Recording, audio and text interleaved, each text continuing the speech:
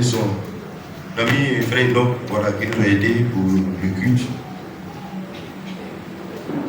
Genèse le chapitre 4, verset 1 jusqu'au verset 7. Genèse chapitre 4. Verset 1. Adam connut Ève, sa femme. Elle conçut et enfanta Caïn. Et elle dit, j'ai formé un homme avec l'aide de l'Éternel. Elle enfanta encore.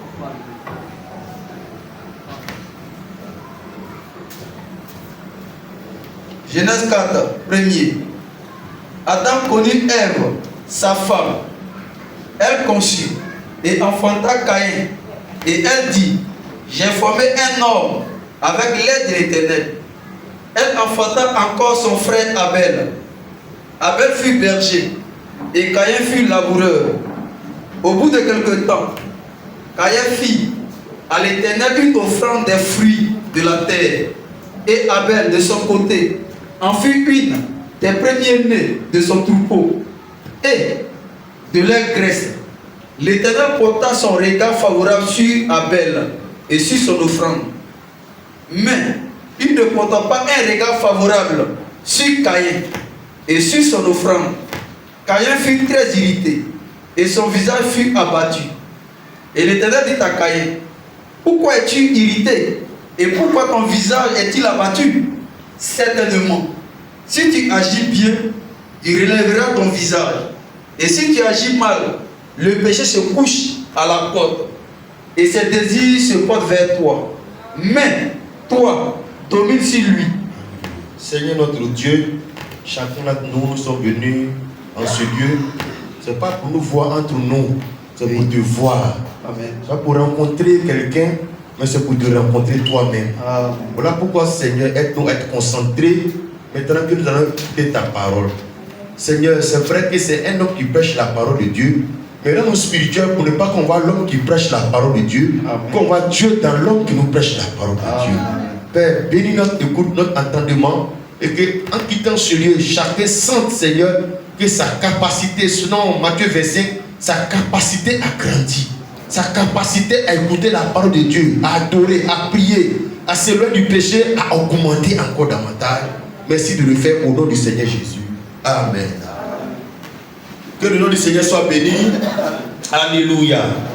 Voilà le thème, voilà je le rappelle, le travail et l'adoration dans le plan de Dieu. Pour rappel, on a présenté le fait que Adam et Ève étaient les premiers hommes sur la terre. Donc les enfants représentaient leur postérité, c'est-à-dire nous tous, parce qu'eux ont été créés avec les mains de Dieu, mais les enfants étaient l'image de tous les hommes qui allaient naître d'eux. Donc Abel et puis Caïn, les deux enfants de Adam et Ève. Et tous nous voyons que quand ils sont nés, qu'ils ont grandi, ils ont atteint la maturité. Parmi eux, la Bible dit Caïn est devenu un berger, un laboureur, et Abel est devenu un berger. Vous voyez, frère, donc déjà nous voyons que les premiers hommes ont commencé à s'orienter dans le cadre du travail, à choisir leur voie dans certains métiers à exercer. Alléluia. Amen. Donc, l'esprit dans lequel il a voulu que nous puissions comprendre les choses, frère, c'est que nos parents, la coutume, la tradition, la colonisation, c'est le fait que l'Occident, des nations plus puissantes, viennent inculquer leur mentalité de vie. Ça fait qu'aujourd'hui, il y a certains corps de métiers qu'on ne voit pas comme un travail. Or, ce n'est pas comme ça que Dieu lui voit, mais on a des difficultés à voir, par exemple, un maçon comme un bon travail. Et cela fait que souvent, notre destinée est déséquilibrée.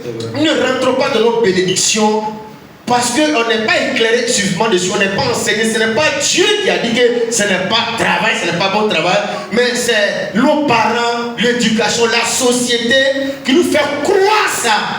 En réalité, c'est des choses qui ne sont pas vraies. Alléluia. Vous voyez bien, mes frères, lisons le verset 2. Verset 2. C'est ça. Elle enfanta encore son frère Abel. Oui. Abel fut berger. Oui. Et Caïn fut laboureur. Mais on peut se demander, mais les deux sont nés du même père, de la même mère. Mais pourquoi ils ne sont pas tous les deux bergers en même temps? Pourquoi se voit tous les deux labourer en même temps. Même parce que l'écriture, pour celui qui a la révélation, c'est que Caïn et Abel, c'est des jumeaux. Mais pourquoi ils ne font pas la même chose? Parce que pour le bon fonctionnement du monde et de la société, Dieu même les a prédisposés à différents métiers différents pour le bon fonctionnement de la société. Amen, amen. Tout le monde ne peut pas être coiffeur. Tout le monde ne peut pas être couturier. Tout le monde ne peut pas être médecin. Tout le monde ne peut pas être banquier. Tout le monde ne peut pas être chauffeur. C'est-à-dire Dieu dispose chacun selon ce qu'il a prédisposé dans sa destinée pour que le monde fonctionne bien. Amen. Mais si tout le monde est docteur, comme on va à l'école, on envoie un enfant à dire que quand tu es ma formation est docteur, c'est ça qui est bon. Et l'enfant, c'est pas possible parce que selon les matières qu'on enseigne, chacun aussi peut être docteur ou pas. Dans les matières littéraires, les matières scientifiques, c'est là qu'on voit que non, Dieu a prédisposé chacun à différents métiers. Voilà pourquoi tout le monde n'est pas fort en philosophie, en mathématiques, tout le monde n'est pas fort en littérature, en anglais, tout le monde n'est pas fort dans tout. Alléluia. Vous voyez frère, si tout le monde était médecin, mais comment le médecin va construire sa maison pour habiter? Si tout le monde était médecin, mais qui allait fabriquer les seringues même du médecin? Qui allait fabriquer les thermomètres même du médecin? Qui allait fabriquer la blouse même du médecin, ce qui porte pour aller au travail? C'est ça. S'il n'y a pas de couturier, où est bien frère? Voilà pourquoi il ne faut pas sous-estimer ce que tu fais dans la vie. L'autre là n'est pas plus intelligent que toi. Est-ce que dans ce verset-là, Abel le berger était plus intelligent que Caïn le laboureur? Est-ce que si Caïn n'est pas laboureur, Abel peut manger l'igname le soir? Est-ce que si Abel n'est pas berger, Caïn peut manger de la viande? Où est frère? On doit être libéré de certains complexes. Amen. Amen, amen. Donc peut-être parce que tous à l'école et puis toi tu n'as pas la chance de continuer à avoir des moyens et puis tu as commencé à faire un petit métier de la vie et puis tu rencontres un ami de CP, CP2 et puis tu vois dans sa carte il est un grand type. Tu es complexé, tu te dis que lui il a réussi par rapport à toi. Non. C'est ça. Il n'a pas réussi par rapport à toi parce que lui il paie sa maison, il mange chaque jour, il secoue de ses enfants, mais toi c'est avec tes moyens, tu fais la même chose, c'est le même résultat. Amen. Alléluia. Amen. Souvent même frère, ceux qu'on a envie, qui sont très riches milliardaires, souvent on a plus de paix, de joie, de bonheur de vie que ces gens-là. Amen. C'est vrai. Souvent tu es plus heureux dans ton petit coin, dans ton studio, en train de coucher avec ta femme là, sur une natte là, ou tu te mets sur une natte là, plus que le président de la République. Actuellement même nous on dort et on ne dort pas. C'est ça. C'est vrai. Tu vois frère, le bonheur ne dépend pas de l'argent du travail, ça dépend du Dieu qui te donne le travail et de sa présence dans ta vie. Amen. Alléluia. Regarde d'abord le travail tel que Dieu l'a institué. Dieu l'a institué le travail, ça fait partie de l'homme. Genèse chapitre 2, verset 15 dit ceci. Genèse 2, 15. C'est ça. Elle dit: L'Éternel Dieu prit l'homme et le plaça dans le jardin d'Éden, Oui. pour le cultiver et pour le garder. Ici, le péché n'est pas encore venu. Dieu a mis l'homme dans le jardin d'Éden, c'est pour faire quoi? Pour le cultiver. Mais cultiver, c'est travailler la terre, travailler le jardin, le mettre en valeur.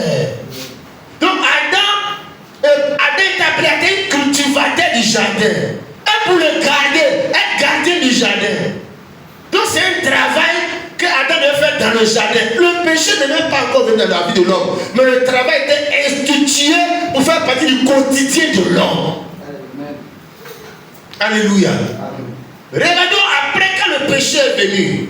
Lisons cela dans Genèse chapitre 3, le verset 23. Après le péché, quel est l'appel du travail dans la vie de l'homme? Genèse chapitre 3, verset 23. Et l'Éternel Dieu le chassa du jardin. Donc ils ont péché maintenant. Dieu le chasse du jardin où il devait travailler au commencement. Quand il est chassé, où s'en va là? Est-ce que le travail va le suivre encore? Et l'Éternel Dieu le chassa du jardin d'Éden pour qu'il cultivât la terre d'où il avait été tiré. Donc avant le péché, il devait être cultivateur. Après le péché, il devait être cultivateur. Dans le jardin, il devait être cultivateur. En dehors du jardin, il devait être cultivateur. Au village, aux États-Unis, partout il devait être. Il devait travailler. Le travail ne dépendait pas de l'endroit. Le travail était rattaché à son ADN. C'est dans son sang de travailler. Si tu es au village, tu dois travailler. Tu es en France, aux États-Unis, ce n'est pas dans le lieu qu'il y a travail. Les gens sont au village, ils disent, Abidjan à travail. Parce que dans certains au village, ce qu'il fait, ce n'est pas travail. Donc le travail est pas le lieu. Tu peux travailler, gagner ta vie. Tu peux bâtir ta destinée, être heureux. Amen, amen. Vous voyez bien mes frères. Donc il était dans le jardin. Il devait cultiver. Qu'il était chassé du jardin à cause du péché, mais il devait cultiver encore la terre. Donc l'esprit du travail était en eux, c'est dans les sangs. Quand ils ont mis les enfants Caïn et puis Abel au monde, mais où ils ont appris à faire devenir berger laboureur. C'est dans le sang de l'homme de pouvoir choisir un corps de métier à exercer sur la terre. C'est ça qui fait l'homme. Quelqu'un qui ne travaille pas. Quelqu'un qui ne cherche pas à travailler, qui n'a pas des idées dans ce sens-là, c'est-à-dire il est en désaccord avec le plan de Dieu pour lui. Amen. Amen, amen. Vous voyez bien mes frères, donc nous sommes arrivés à Abel et puis à Caïn, et on les voit en train de choisir des métiers. Pour dire quoi? Le travail va s'exprimer de différentes manières, soit par cultiver la terre avant c'était cultiver la terre. Mais on voit qu'avec Abel, il y a le métier de berger qui naît. C'est-à-dire le travail s'exprime sous forme de différents métiers maintenant. C'est le même travail, mais ça ne s'exprime pas de la même manière. Gloire au Seigneur. Avant c'était un seul travail, Adam fait cultiver la terre. Mais après on voit que quand Abel est né, lui devient berger, l'autre est laboureur. Donc tout ça c'est travail, mais le travail qui s'exprime dans différents métiers et qui s'exprime de la même manière. Amen. Un coiffeur travaille, un ministre travaille, un planteur travaille, une femme qui vend quelqu'un travaille. On ne peut pas dire que c'est travail. Ton mari fait quel travail? Mais s'il vend parfum, il dit que mais ça c'est pas travail. Si c'est un professeur là c'est travail. Si c'est un student de travail, si c'est un plombier c'est pas travail. Mais qui t'a dit ça? Le Dieu qui a créé ça, qui a mis ça dans l'homme, est-ce que lui a dit c'est pas travail? Tout ça c'est travail. Donc la mentalité de l'homme a fait qu'on a commencé à quitter le travail, à s'aller se grouper dans un certain type de travail, tout le monde. Le gars n'est pas prédisposé à être un corps à pied, gendarme, et puis ça va là-bas. Il n'aime pas le travail. Quand il va faire des dégâts, il vole la population. Elle n'est pas prédisposée à être sage-femme. À cause de la laisse là-bas. Mais qu'est-ce qu'elle fait? Elle n'a pas la compassion des femmes qui sont enceintes. C'est ça qui détruit la société. Le travail des différents corps de métiers là, c'est comme un appel au ministère. Ministère, c'est service. Amen. Chacun doit répondre à l'appel de Dieu, ce que Dieu appelle dans la société, pour le bon fonctionnement de la société du monde entier. Amen. Regarde Côte d'Ivoire, comment la Côte d'Ivoire est détruite.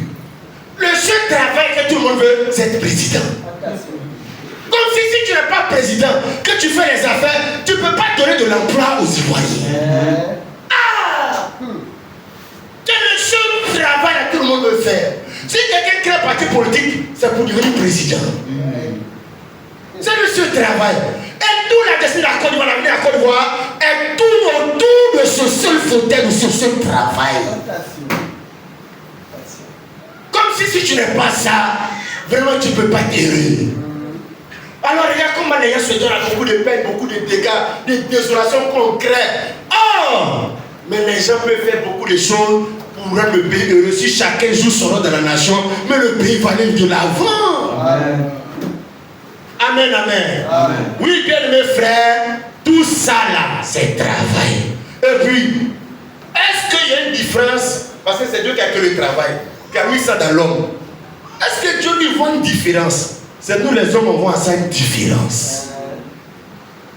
C'est comme, vous savez, c'est les choses qui sont attachées aux choses spirituelles, parce que quand je ne sais pas de l'évangile, du ministère du Seigneur de Dieu, il prend toutes les choses, le travail de la vie naturelle pour parler des choses du royaume. Est-ce que quand on va aller au ciel là, quelqu'un va avoir une place particulière par rapport à l'autre? Est-ce que le pasteur de l'église va avoir une position particulière par rapport au frère de l'église? On est dans la même position là. Comme moi, je suis peut-être appelé à être pasteur, c'est une position que Dieu m'a donnée. Ce que le frère l'a appelé à faire, peut-être c'est pas pasteur, mais son balayage de l'église, il est sur les chaises. Il fait ses petits offrandes de 100 francs, 200.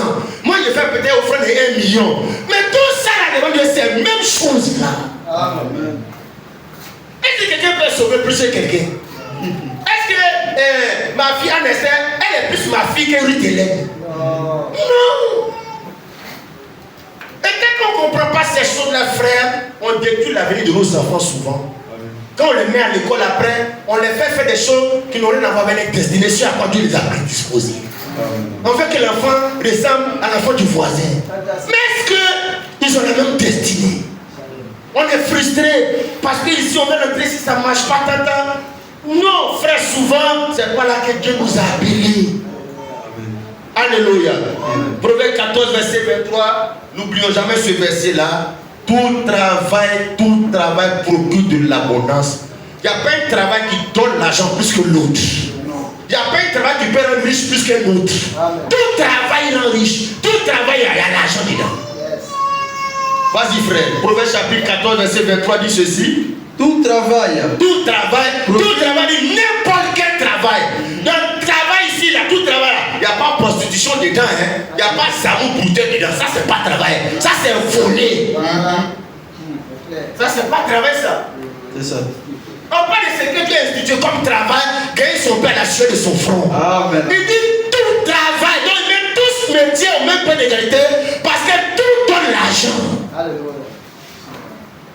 Commerce donne l'argent au même titre que plombier. Est-ce que l'argent de commerce là, billet de commerce là, c'est pas même CFA de maçonnerie là? Tout travail donne l'argent. C'est parce que notre mentalité nous a fait croire que c'est pas tout travail qui peut rendre un homme riche et prospère. Il faut forcément être à la fonction publique. Il faut forcément être fonctionnaire. Vous voyez, c'est une mentalité de la colonisation dont on doit être débarrassé aussi parce que nous, on doit être colonisé par la mentalité, la vision de Dieu. Amen. Tout travail fait quoi? Procure l'abondance. Tout travail procure l'abondance. Tout métier de la vie là, ça donne l'abondance, c'est le bonheur, c'est le bien-être. Amen. Amen, amen. Amen. Aux États-Unis, et là-bas là, si tu es un jardinier qui taille fleurs des gens, les gens vivent de ça. Électricien, coiffeur, couturier, footballeur, dessinateur, artiste, peu importe, tout travail là, ça procure l'abondance. Mais en Afrique, ce n'est pas tout travail qui rend l'homme heureux. C'est certain. Et ce certain là, tout le monde est groupé derrière. C'est ce qu'on a fait en Côte d'Ivoire. Et puis les Maliens sont venus ramasser l'argent. Que tout travail là, ça leur rend l'homme riche. Mais ils ont les immeubles. Ils envoient l'argent au pays. Parce que pour nous, Bella qui pousse au trou, c'est pas travail. Mais lui, quand il fait là, mais ça lui procure l'abondance. Il construit même dans le pays des Ivoiriens. Parce que les Ivoiriens, leur mentalité colonisée, que c'est le bureau qui est le travail. Mais les gens, les cacao a augmenté 2800 le kilo. Mais il faut aller voir les champs des Burkinabés déjà. Parce qu'à l'époque, aller faire champ, mais tu vois que tu as pris le diplôme pour aller faire champ. Mais aux États-Unis, les millionnaires, c'est les fermiers. Ils n'ont pas, ou à moins je suis il y a les immeubles. Et les maisons bâties en douce à la ferme. Tu vas, il y a tout là-bas. Il y a les tracteurs, ils sont là-bas avec la famille. C'est ça. Mais c'est pour pas jouer avec eux. Vous voyez, frère, on doit être délivré des démons, mais il y a une mentalité de limitation qui est en nous, qui fait que nous ne rentrons pas dans les promesses de bénédiction que Dieu nous a données. Alléluia. Qui nous limite. On n'est pas fiers de notre travail. On ne respecte pas parce que la société dévalorise ce genre de travail là. Est-ce que quelqu'un qui veut marier une soeur, elle a le courage d'aller dire à ses parents, mon mari vend parfait au soleil. Tu as vu que tu es marié, mais ce n'est pas la peine. Mais nous autres là, on est dedans vraiment, comme la Bible avec Dieu offrant des espoirs. Ça dit, si tu as la mentalité de Dieu là, ton travail quand espoir, tu peux faire espoir dedans. Tu vas gagner plus que peut-être que ce que les gens s'imaginent. C'est ça. C'est une affaire de mentalité de limitation. Des parents qu'on a fini par accepter. La honte qu'ils ont de certaines façons, de certains corps de métier qu'on a fini par accepter. Mais le principe de l'écriture, c'est tout travail procure de l'abondance.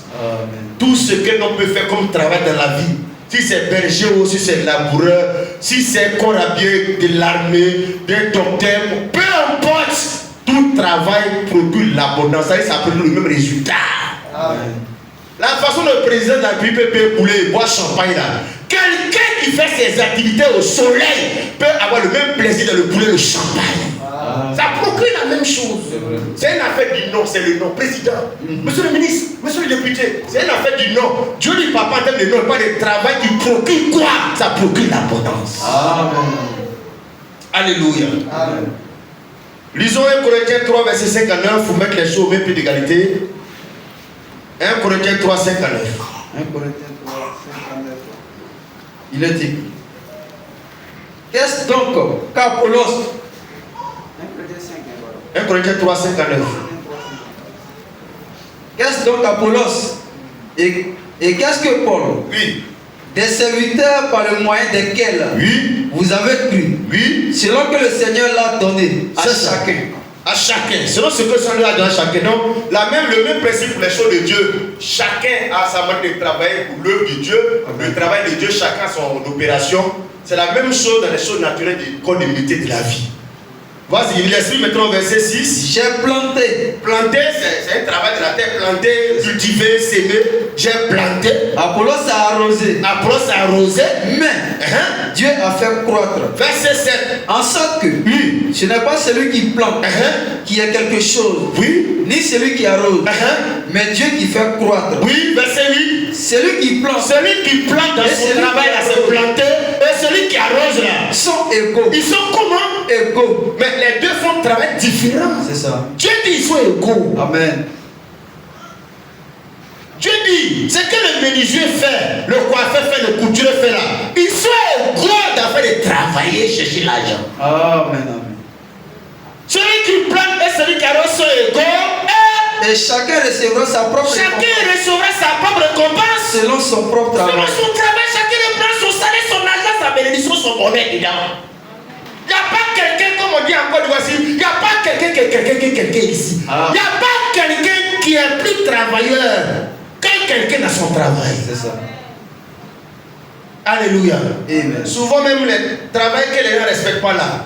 Quand les gens vont faire les dépôts à la banque, ils ont plus d'argent que ce que les gens considèrent comme travail. Celui qui plante, celui qui arrose sont égaux. Et chacun recevra sa propre récompense selon son propre travail. Amen. Tu as constaté ton travail, tu vas recevoir ta récompense dans ton travail là. Dans ce que tu fais là, il y a des récompenses, ça procure l'abondance, ça est évident. Amen, amen. 1 Corinthiens 12.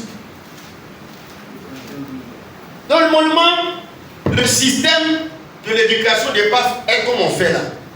On doit faire école d'agriculture, du CP jusqu'en terminale, tu es dedans là-bas. École de couture, CP jusqu'en université, c'est ce que tu fais. École d'élevage, école de commerce, école d'informatique, école. Il y a différents types d'écoles que tu mènes. Mais on nous amène à l'école comme ça. Waouh! Tu apprends espagnol, tu apprends anglais, tu apprends technologie, tout. Après tout ça, ça ne te sert à rien. Oui. C'est là après maintenant tu vas aller commencer un métier à apprendre maintenant. Moi je vais nous faire des écoles de métier tel le CPI puis tu continues ça. Mais quand tu sors, c'est ce qui a fait que les Coréens là, les pays asiatiques sont dangereux. Ils étaient au même niveau de développement que les pays africains. Oui. La guerre les avait détruits plein de pays. Mais dès le bas les enfants là. Donc souvent sur Facebook tu vois pendant qu'en Afrique ils sont en train de danser là. Au moins les petits Chinois en train de faire fabriquer les machines. Notre mentalité là, c'est-à-dire c'est une mentalité de pauvreté. Pour être pauvre. Et quand on a rendu comme ça, là c'est dit pour devenir riche, tu te rends à l'église. Puis les pasteurs c'est un escroc. Viens payer seulement, Dieu va te bénir. Non, on doit aller à l'église pour que le pasteur nous écrive la mentalité de travail. Amen. C'est ça. Parce que c'est pas, on nous a pas formé à l'école comme ça. Les parents disent non, on ne fait pas bon travail. Il faut aller comme ça. Et puis jusqu'à un certain âge. L'homme de Dieu dit que non, c'est pas, tu n'as pas sémé. Si tu sèmes, tu vas le ciel va s'ouvrir, C'est le travail qui procure l'abondance. C'est que l'évangile doit libérer une mentalité pour donner l'esprit de l'entrepreneuriat. Amen. Et du travail. 1 Corinthiens 12, verset 14. 1 Corinthiens 12, 14. Ainsi, le corps n'est pas un seul membre, mais Oui. il est formé de plusieurs membres. Le corps ici, là, c'est les choses de Dieu, hein, mais que tu comprennes. Le corps ici, c'est comme le travail. Le travail en gros. Mais il exprime sous plusieurs types de métiers. Mais c'est tout ça qu'on appelle le travail. Amen. Vas-y, frère. Et si le pied disait, parce que je ne suis pas une main, je ne suis pas du corps, ne serait-il pas du corps pour autant pour cela? C'est comme si le menuisier disait que ce qu'il le fait là, c'est pas un travail. Est-ce que ce qu'il fait arrêter, ce n'est pas un travail? C'est ça. Si le pied disait, parce que je ne suis pas humain, donc le menuisier dit, comme comme on n'est pas fonctionnaire, on ne travaille pas. C'est ça. Alors il dit, c'est pas parce que cette mentalité est un véhicule que tu ne sais pas travailler. Si le pied disait, parce que je ne suis pas humain, je ne suis pas du corps, ne serait-il pas du corps pour cela? Vas-y, frère. Et si l'oreille disait, parce que je ne suis pas un œil, je ne suis pas du corps, ne serait-elle pas du corps pour cela? Regarde, le doigt là fait son travail dans le corps. L'oreille, les cheveux, tous les membres du corps là, ils fonctionnent. Il y a un travail qui fait particulièrement pour la santé et le bien-être du corps. Amen, amen. Si tout de suite même souvent nos ongles en voient là, tu vas tailler ton ongle, puis ça taille d'une manière, puis ça rentre un peu dedans là. Tu sens ça dans ton corps. C'est ça. Tout de suite là, je viens attraper un cheveu de Aubin, un seul cheveu, je tire, tout son corps descend. Voilà. Tout son corps est l'image du travail, tous les différents membres là, bien que l'oreille n'est pas le pied, mais c'est pas à cause de ça qu'il n'est pas dans le corps, il ne fait pas fonctionner le corps. C'est vrai. Les choses naturellement, Dieu prend pour dire, tous les membres du corps n'ont pas la même manière de fonctionner, les mêmes tailles, mais tous font le même travail dans le corps de l'homme. Amen. Vas-y frère. Il dit, si tout le corps était œil, Si tout le corps était œil, si tout le corps est, si toute la société est médecin, tout le corps est œil. Tout le corps est comme ça, c'est tout le corps. On dit frère, bien que tu vas diriger, c'est un gros œil qui se lève comme ça qui voit tout le monde. Si le corps et tout le corps était œil, où serait lui? l'oreille sera où? Oui, vas-y. S'il était tout œil, Oui. où serait l'odorat? S'il est tout oreille, mais moi, le nez sera où? Vas-y. Maintenant, Dieu a placé chacun des membres dans le corps comme il a voulu. C'est la même chose pour les métiers. Amen. Dieu a appelé chacun, c'est un métier particulier, mais c'est pour l'équilibre de la société. Vas-y, frère. Si tous étaient un seul membre, où serait le corps? Oui. Maintenant donc, Oui. il y a plusieurs membres et un seul corps. Il y a plusieurs métiers, mais un seul travail. Tout métier, ça se vaut. Ça dit, c'est travail. Amen.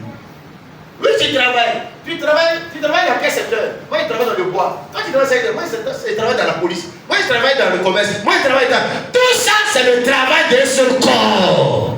Pour que la société ait un sens. Vas-y, frère. L'œil ne peut pas dire à la main, je n'ai pas besoin de toi. Est-ce que c'est possible qu'un médecin peut dire à un électricien, il n'a pas besoin de toi? C'est ça. C'est pas vrai. Est-ce que le président de la République peut dire qu'il n'a pas besoin du jardinier, qu'il n'a pas besoin d'un coiffeur? Ce n'est pas possible. Ce n'est pas possible. Ça dit, chacun a son importance dans la vie là, dans la société là. Chacun a son importance. Vas-y, frère. Ni la tête dit aux pieds, je n'ai pas besoin de vous. Oui. Mais, Oui. bien plus tôt, les membres du corps qui apparaissent être les plus faibles sont nécessaires. Vraiment, frère. Oui, vas-y. Et ceux que nous estimons être les moins honorables du corps, nous les entourons de plus de grand honneur. Oui. Ainsi, nos membres les moins honnêtes reçoivent le plus d'honneur. Je peux t'arrêter là. Vous voyez, frère, il y a certains corps de métiers qu'on voit plus que d'autres. Mais il y en a même du corps. Quand on voit la tête des yeux, c'est pas parce qu'on voit que c'est plus important. Le cœur qu'on ne voit pas là est plus important. Mais est-ce qu'on voit? Il y a certains corps de métiers déjà qui sont là, on voit tout le monde vert comme ça. Mais il y a certains corps de métiers qu'on ne voit pas. On ne connaît pas. On ne va jamais appeler les gens pour leur donner le micro à la télé. Non. On ne va pas en eux comme des champions nationaux. Ce qui fait l'économie de la Côte d'Ivoire même là, frère, c'est le secteur privé. Amen. C'est les petits artistes qui payent les 100 francs, 200, 500 la marine chaque jour là même. C'est ça qui fait fonctionner l'État, puis les impôts, puis on paye les fonctionnaires. Gloire au Seigneur. Je vais m'arrêter là pour que tu comprennes bien, frère, que Dieu peut nous délivrer de ces mentalités, de ces limitations qui ont fait que souvent on a abandonné souvent nos vocations dans certains métiers que Dieu nous a appelés pour aller ailleurs et puis on n'est pas rentré dans notre bénédiction. Amen, amen. Amen. Donc voilà un peu l'idée que je voulais dire sur le travail. Maintenant, le deuxième sujet que je voulais partager lié au travail, c'est l'adoration. Ce qui fait l'équilibre d'un homme, c'est deux choses. Le travail que Dieu a institué en lui, et puis l'adoration de Dieu qui a créé le travail. C'est ça qui fait que la vie d'un homme est équilibrée. Lisons cela dans Genèse chapitre 4 dans notre terre de base. Genèse 4. Verset 2, verset 3. Elle enfanta encore son frère Abel. Oui. Abel fut berger. Yes, sir. Et Caïn fut laboureur. Donc, les métiers, le travail, au travers des différents métiers, c'est au verset 2. Regarde le verset 3. Au bout de quelques temps. Quand on dit au bout de quelques temps, ça dit on rattaille le verset 2 avec le verset 3 rapidement parce que le travail est relié à l'adoration. Après avoir commencé à faire travail de berger et de laboureur, au bout de quelques temps, il y a une activité qui va commencer à s'ajouter à leur métier. Au bout de quelques temps, Caïn fit à l'Éternel une offrande des fruits de la terre. ça part de l'adoration. Verset 4. Et Abel de son côté en fit une des premiers-nés de son troupeau. Oui. Et de leur graisse. L'Éternel porta un regard favorable sur Abel. Oui. Et sur son offrande. Tu peux t'arrêter là. Donc nous allons parler, on n'a pas du verset 2, le travail, laboureur et berger. On parle du verset 3 parce que les deux versets sont reliés. Après le travail, ce qui fait que la vie d'un homme est équilibrée, c'est l'adoration de Dieu. Mais quand on a l'école, on a appris seulement le travail, et puis tu finis tes fonctionnaires, tu crées quand tu vas à la retraite, tu meurs. Tu as vécu une vie déséquilibrée. Alléluia. Amen. Mais des gens aussi sont en train d'en faire de Dieu là. On les a fait gêner seulement. Ils gênent seulement. Pas la langue seulement. Jusqu'à. Et puis ils ne travaillent pas. Mais regardez la solution déséquilibrée. C'est ça. C'est pas que les pasteurs sont bien de créer les prophéties bizarres, les enveloppes, mais c'est le déséquilibre. L'homme a toujours besoin de deux pieds, gauche et droite, pour marcher équilibré. L'oiseau a toujours besoin de deux ailes pour marcher voler équilibré. Amen. Il faut travailler. Ça, c'est un élément de l'équilibre. Le deuxième élément, mais c'est l'adoration de Dieu. Amen. Le travail que l'homme fait sur la terre, c'est pour le bien-être de son corps. L'adoration que l'homme fait, c'est pour le bien-être de son âme.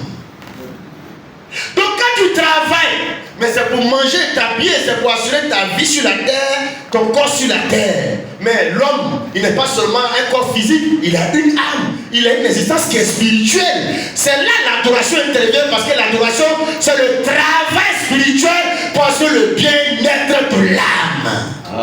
Le travail de métier, c'est le travail qui assure le bien-être du corps. Donc on a fait le travail, pas du travail du corps, on met le corps à l'aise.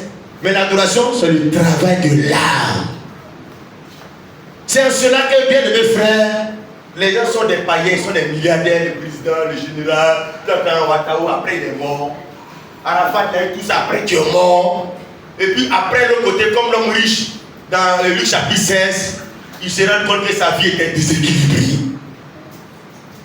Il a manqué l'adoration de Dieu pour qu'il soit équilibré. Parce que l'homme, il est terrestre et puis il est céleste en même temps.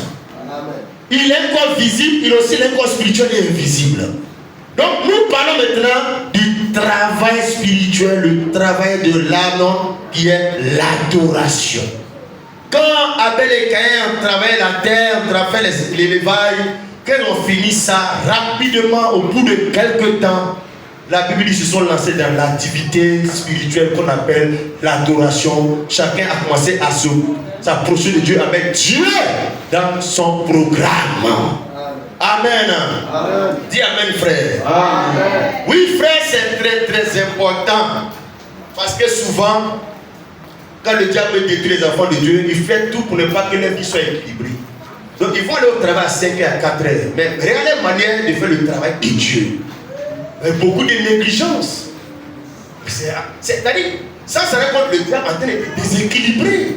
Est-ce qu'un oiseau peut s'envoler avec une seule aile? Est-ce qu'un homme marche bien avec un seul pied? Est-ce qu'un homme peut vivre bien sans qu'il puisse ajouter l'adoration à son travail? Parce que l'adoration, c'est aussi un travail. Lisons cela dans Jean chapitre 6, verset 27. Et c'est à ce niveau-là que beaucoup échouent dans ce travail-là. De l'âme. Or, c'est le travail qui procure une abondance, un salaire pour l'éternité. Or, le travail de la terre, c'est pour la terre seulement. Jean 6, on va construire les maisons, on va construire les châteaux, les voitures, ça va rester. Mais le travail de l'âme, lui, son salaire, c'est éternel. Et c'est là que beaucoup échouent. Jean 6, le verset 27, le Seigneur dit ceci. Jean 6, 27. Vas-y. Travaillez. Jésus dit travailler, non pour la nourriture qui périt, mais pour celle qui subsiste, oui, pour la vie éternelle. Oui. Et que le Fils de l'homme vous donnera. Oui. Car c'est lui que le Père, que Dieu a marqué de son sceau.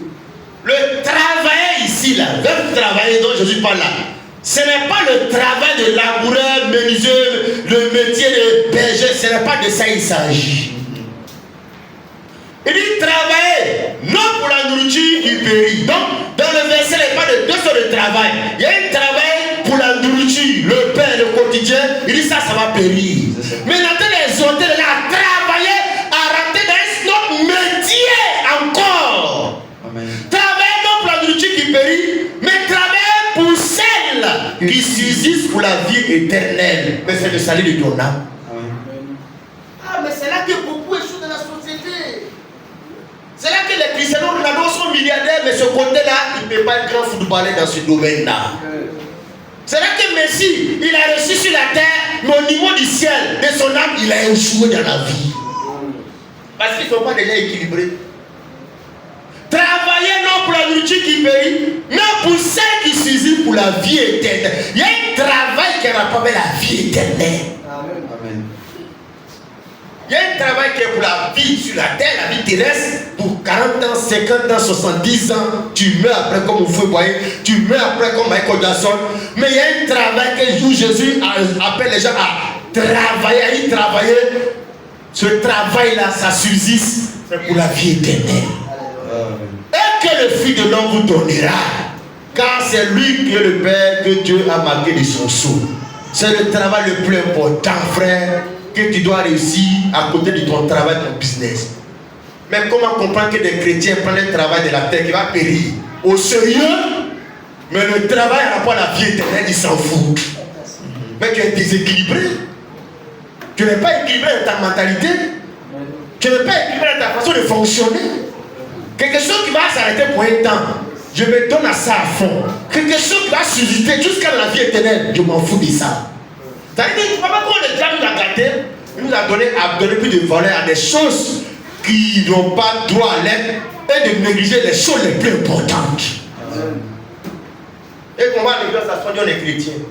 Tu vas au travail tous les jours. Tu vas à l'église chaque 6 mois, chaque 2 mois. Tu vas au travail dès au matin bonheur, tu vas à l'église avec qui tu veux. Tu vas au travail, on te chute là-bas. Matin tu t'en vas. Tu vas au travail parce que qui toi tu ne viens plus. Tu vas à l'église parce que pour toi le travail là-bas, on a qu'à te chuter, comme la cupidité, l'amour de l'argent, l'amour de ce monde dans ton cœur, tu retournes encore là-bas. Et le travail qui subit jusqu'à la vie éternelle. Là-bas, même si on a qu'à te gifler un poids, tu vas partir pourquoi? Ça a plus de valeur. Ah oui. Vous voyez comment les diables nous ont déséquilibré? C'est ça. Comment les diables nous ont rendu? On respecte nos professeurs, nos enseignants, nos patrons dans le travail qui va périr. Mais ceux qui travaillent, nos patrons, nos responsables pour le travail qui va se de la vie éternelle, le diable a délivré de telle sorte qu'on ne donne pas l'importance. La Bible dit, ayez de la considération, de la déférence pour vos conducteurs. Pourquoi? Le travail qu'il fait, c'est le travail qui a plus d'importance pour ton âme. Mais c'est ça que le diable est déséquilibré. C'est comme cela, mon frère, ma soeur. Jésus travaillait.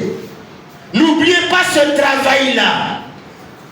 Adam et Ève ont mis les enfants au monde. Caïn et Abel. Abel devient berger, Caïn laboureur. Au bout de quelques temps, ils ont vu que s'il reste berger, laboureur pour mourir, leur vie a été déséquilibrée. Rapidement, il faut qu'ils puissent s'engager dans l'activité spirituelle pour le bien-être de leur âme avec le travail qu'on appelle l'adoration de Dieu. Amen. Là, quand Jésus a dit, Dieu cherche les vrais adorateurs. Il ne cherche pas les gens qui vont à l'église. Les adorateurs. Pourquoi? Adorateur veut dire travailleur. Pour ceux qui suivent la vie éternelle, c'est les travailleurs, les fonctionnaires du royaume de Dieu. Amen.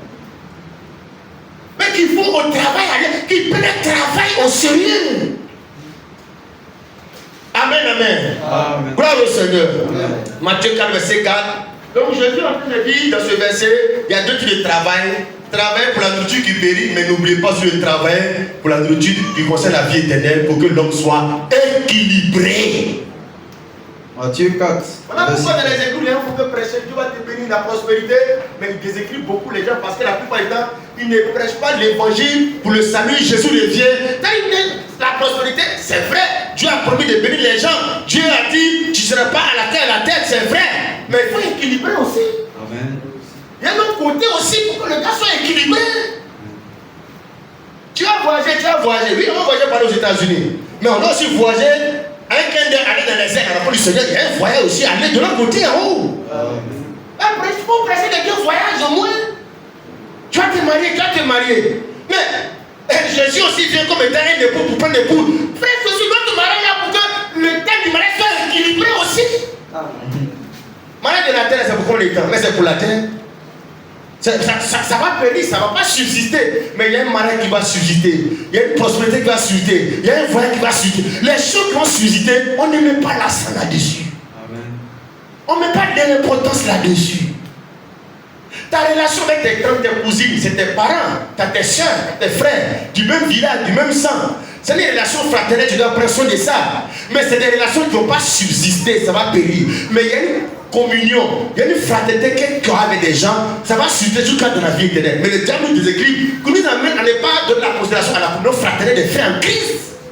Mais on a tous des bonnes relations avec nos tantes. Elles nous insultent, nos cousines, on nous insulte, mais on ne voit que c'est nos tantes, nos soeurs. On arrive à régler nos problèmes avec nos parents des mêmes familles. Mais nos frères et soeurs avec qui nous partagent l'éternité, le diable nous amène à ne pas donner de la valeur à ça. C'est le déséquilibre. Oh, tu veux que l'on soit équilibré. Tu as tes frères biologiques. La Bible dit celui qui n'a pas soin des siens, il est pire que les courants. Dieu nous exhorte d'avoir des bonnes relations avec nos parents, nos amis, nos mamans, nos frères, nos soeurs. Mais comme on est déjà équilibré, intelligent, Dieu aussi nous exhorte à ne pas oublier nos relations avec les hommes spirituels, les gens avec qui nous avons le même sang que le Jésus-Christ qui coule à nous. Amen. Mais comme le diable, il va te déséquilibrer pour que tu puisses passer à côté de ce que l'homme doit être bien. En cherchant, en travaillant sur la terre, en ayant les bonnes relations sur la terre, mais il doit aussi équilibrer en ayant aussi le faire bien de travail de l'adoration. Et dans l'adoration, il ne le fait pas seul. Il le fait aussi avec des frères et des sœurs en Christ qui sont des collègues de service, du même travail. Comme quelqu'un à la fonction publique, comme maman Georgette qui est au travail, mais elle a des collègues. Ils sont tous dans le même corps. Tu vois, ils sont dans la même corporation. Et elle s'entend là-bas avec ses frères d'armes. On dit frères d'armes. Si tu t'entends des frères d'armes, qu'en est-il de tes frères en Christ? Tu t'entends avec tes amis du quartier, tes voisins. C'est qui est bien. Parce qu'on vit en Afrique ici, comme tu étant tous de la même communauté. Mais qu'en est-il de ceux avec qui tu partages et tu partages l'éternité? Le diable nous a déséquilibrés. On marche seulement sur un pied gauche. On n'a pas de pied droit. On s'envole comme des aigles sans les deux ailes. tu ne peux pas voler loin, tu tombes. Amen, amen. Amen. Parce que frère, pour nous qui sommes vraiment attachés à la communion fraternelle, quand souvent tu es démoralisé, tu es abattu, il y a certains sujets, tu ne sais pas comment t'orienter, mais souvent la solution vient du côté de la fraternité des frères en Christ. Amen. Pour te donner une orientation. Amen, amen. Jean 4, verset 4. Pardon, Matthieu 4, verset 4. Matthieu 4, 4. Vas-y. Jésus répondit, Quand le diable est venu tenter Jésus, il est écrit, Jésus lui donne cette réponse. Il est écrit. l'homme ne vivra pas de pain seulement, mais de toute parole qui sort de la bouche de Dieu. Oui, tu peux t'arrêter là. Le diable qui veut déséquilibrer les gens, qui veut défier le Seigneur. Et il est venu lui proposer d'échanger les pieds en pain, de s'intéresser seulement aux choses de la terre. Jésus lui dit, mais dans le principe de Dieu, que l'homme soit équilibré, il ne vit pas de pain seulement. C'est-à-dire, seulement veut dire, il doit vivre de pain. Ouais. Ici, pain, c'est travailler pour le bien-être du corps sur la terre, pour ses enfants, pour sa femme, pour ses projets. Il doit vivre de ça, planifier sa vie par rapport à ça. Mais quand l'homme ne vivra pas de pain seulement, c'est-à-dire, s'il vit comme ça seulement, il est déséquilibré. Oh, c'est ce que Satan voulait faire en tenter Jésus. Oui, oui. C'est comme ça qu'il a reçu sur beaucoup de personnes. Les amener à ça. Chercher l'argent seulement. Construire les maisons seulement. Avoir des amis seulement. Être avec de bonnes relations avec les parents du village seulement. Mais, il dit, mais, l'homme doit vivre aussi de toute parole qui sort de la bouche de Dieu. Amen. L'homme doit vivre de ça aussi. La parole de Dieu qui a dit, là où deux, trois sont assemblés en mon nom, qui ne parle pas de toi seul, que toi et tes frères. La parole de Dieu qui dit, si tu questionnes ton frère, questionne contre toi. Depuis ton frère va vers lui là. L'homme doit vivre de cette parole-là pour qu'il soit équilibré. C'est ça. Mais le diable, il veut que tu sois sur un seul côté. Donc quand le diable vient, qu'est-ce qu'il fait pour qu'il soit déséquilibré? Il me fait voir seulement que les défauts de Koulibaly. Mais le Seigneur, lui, va t'équilibrer. Il va voir que Koulibaly a des défauts, mais il a des qualités. Amen. Il t'équilibre dans ton chemin. C'est ça. Donc c'est ce qui fait que tu recules. Mais quand le diable veut te détruire ton frère, il te fait voir seulement ce côté négatif. C'est fini. Et tu peux aimer le frère. C'est vrai. Soyons équilibrés. Un enfant de Dieu, il est équilibré. Un enfant de Dieu se met en colère, mais il s'équilibre tout dans tout. Amen, amen. On se fâche, et puis après on laisse la colère, puis on est dans la joie. Amen. La vie est équilibrée. Il y a les ténèbres et puis il y a la lumière. Il y a la nuit et puis il y a le jour. Vrai. Équilibrons-nous. Marchons équilibrés comme les enfants de Dieu. Le diable veut que tu marches un seul côté. Tu vois les choses d'un seul côté. Que tu cherches seulement à travailler pour le pain seulement. À réussir à t'organiser, à ne pas négliger ton travail seulement. Et puis à négliger les choses de Dieu. Amen. Jésus l'a répondu pour dire il est écrit. L'écriture qui fait que l'homme est équilibré, il doit vivre de pain. Plus, il doit travailler, labourer, mais plus l'adoration. Parce que la parole de Dieu parle de l'adoration. Amen. Amen, amen. Amen. Voilà pourquoi Jésus a gêné 40 jours, 40 nuits, il a gêné.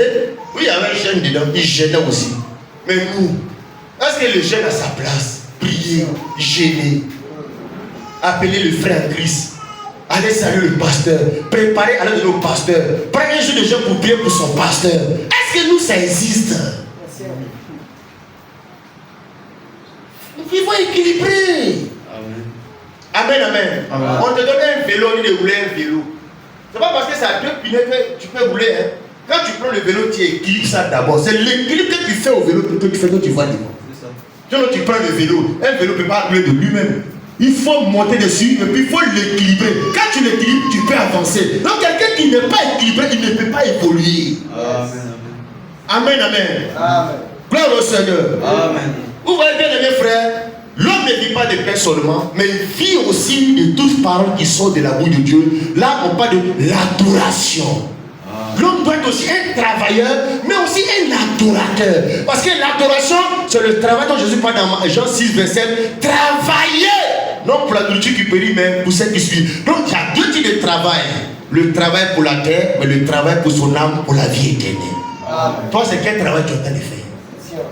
C'est quel travail tu fais pour ton âme? Tu vas travailler sur la terre pour garantir ton avenir, ta retraite.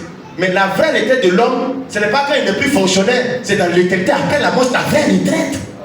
C'est que tu vas devenir de l'autre côté là-bas de la vie. Et que tu y travailles. Gloire au Seigneur. Amen. Avant que Ouattao, le colonel Ouattao, avant il était colonel, c'était ici les hommes forts, comme zone de Boaké, les durs gars. La maison il habitait là-bas, les France 3. Tellement c'est des grands dans ce monde. La voie, le secteur là, on appelle ça. Ça si je vais vers Ouattao, je vais chez Ouattao, je vois Ouattao. Mais avant lui, le quartier était un quartier ordinaire qui avait un nom ordinaire, France 2, France 3, vers l'école temps. Oui. Mais les gens étaient des seigneurs, des grands. Ils se sont imposés, les gens ont vu des grands hommes forts. Mais ils ont oublié qu'un jour la mort viendra montrer que nous ne sommes pas des gens forts. Nous sommes des faiblards, que tout est validé. Amen. Mais aujourd'hui, le nom est toujours Ouattao. Mais quand le taxi, la moto t'envoie vers là-bas, tourne sur le côté, regarde la maison, tu vois que tout est validé. Dès que le monsieur, le diable, l'a mené à vivre déséquilibré, elle est seulement un Ouattao sur la terre. Mais son âme n'a pas été Ouattao. Son âme n'a pas été grand. Son âme n'a pas été général. Son âme n'a pas été riche. Son âme était pauvre. Frère, je pense qu'aujourd'hui, nous avons l'occasion, nous qui vivons, de ne pas commettre les erreurs que les autres ont commis. Parce que pendant qu'il est temps, la Bible dit de racheter le temps. Si tu entends savoir, n'anticipe pas ton cœur. Alléluia. Nous avons évolué, mes frères, voilà le diable, déséquilibrer l'homme, tu vois, désorienter, voilà. C'est-à-dire de faire tout pour ne pas qu'il marche avec les deux ailes, les deux pieds, travail et adoration. Regarde cet homme-là que le diable a détruit, Luc chapitre 12, verset 15 à 21, le mauvais riche. Il a réussi là sur la terre, là il a l'argent sur la terre. Dieu le regardait pour voir s'il allait équilibrer son existence à un moment donné. Il est resté dans ça, il est mort. Luc 12, verset 15. Puis il leur dit, gardez-vous avec soin, Oui, de toute avarice. c'est ça. Car la vie d'un homme ne dépend pas de ses biens. Fut-il dans l'abondance? La vie d'un homme ne dépend pas de l'argent qu'il a, parce qu'il a, que ce soit la richesse, sa vie dépend de Dieu. Mais le diable t'amène à croire que ta vie dépend des gars, des corps que tu as, des généraux, de ton parti politique, que ta vie dépend de ça. La France, c'est la France de soutien. Il n'y a pas l'homme d'ici, tu seras là. Attention. Le cas de Mme Blaise Compaoré va aller lire ce verset là. Que la vie d'un homme, ça dépend de Dieu. Amen. Le cas de Mme Nebuchadnezzar, Pharaon, que la vie d'un homme ne dépend pas de son armée qu'il possède. Ça dépend de Dieu. Amen, amen. Même s'il est dans l'abondance, même s'il est populaire, il a les militaires, il a une armée spéciale qui le protège, la vie d'un homme dépend de Dieu. Verset 16, il va donner une parabole pour aider à penser. Il a dit cette parabole. Vas-y. Les terres d'un homme riche avaient beaucoup rapporté. Et il raisonnait en lui-même disant, Oui. que ferai-je? Car je n'ai pas de place pour serrer ma récolte. Voici, dit-il, ce que je ferai. J'abattrai mes greniers. Oui. J'en bâtirai de plus grands. J'y amasserai toute ma récolte. C'est ça. Et tous mes biens.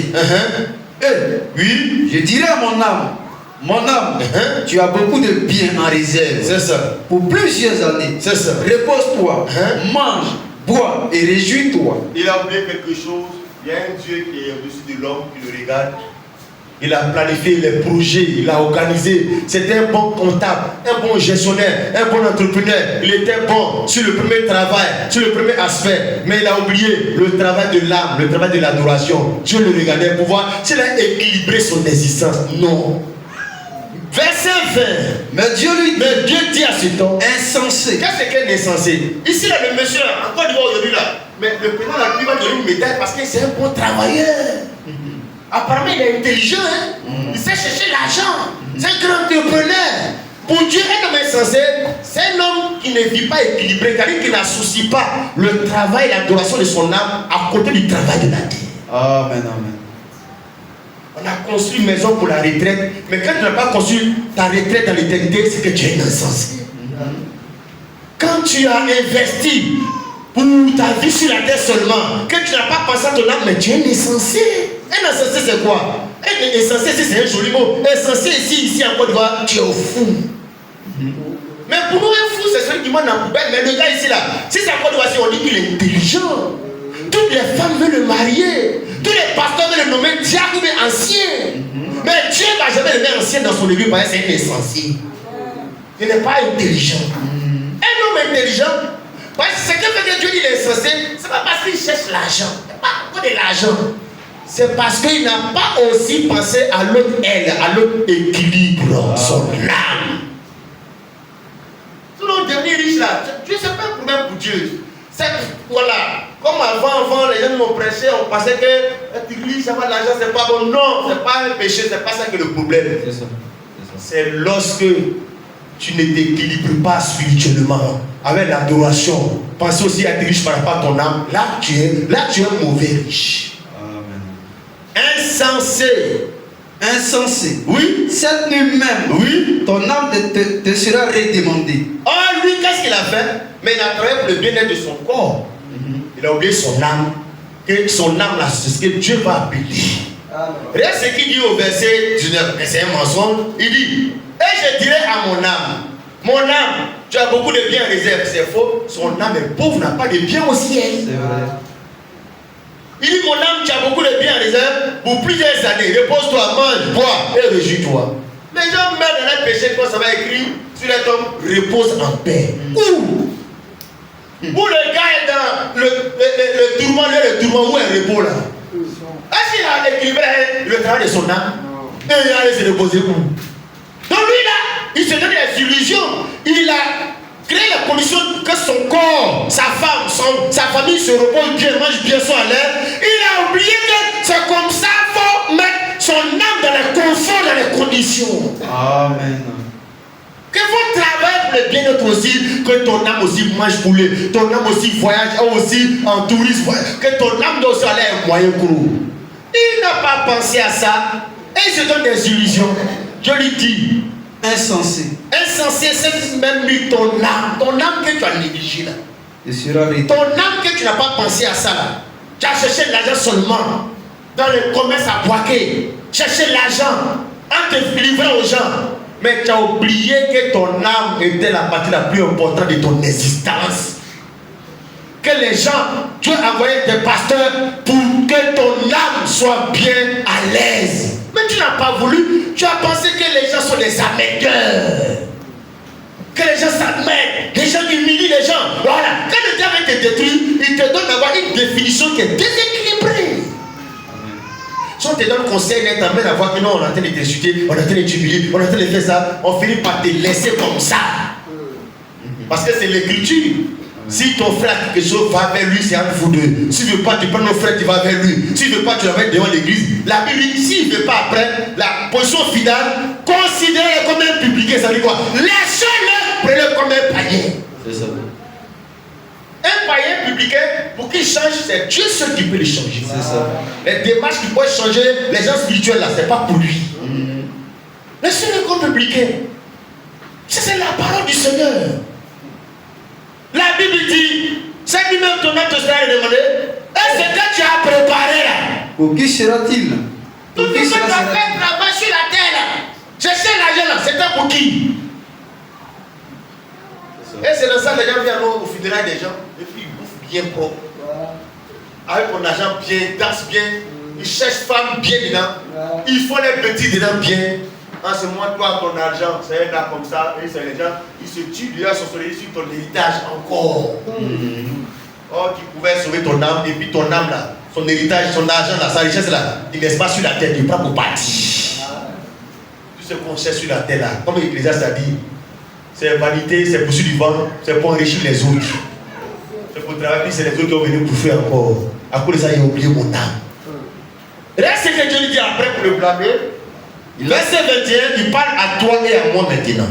Il en est ainsi. Ce qui est arrivé au monsieur, et puis le sort fatal qui est arrivé, puis Dieu l'appelle comme cela insensé. Il dit qu'il en est ainsi. De celui qui amasse des trésors pour lui-même. Qui travaille pour la terre, oui. Il n'est pas riche pour Dieu.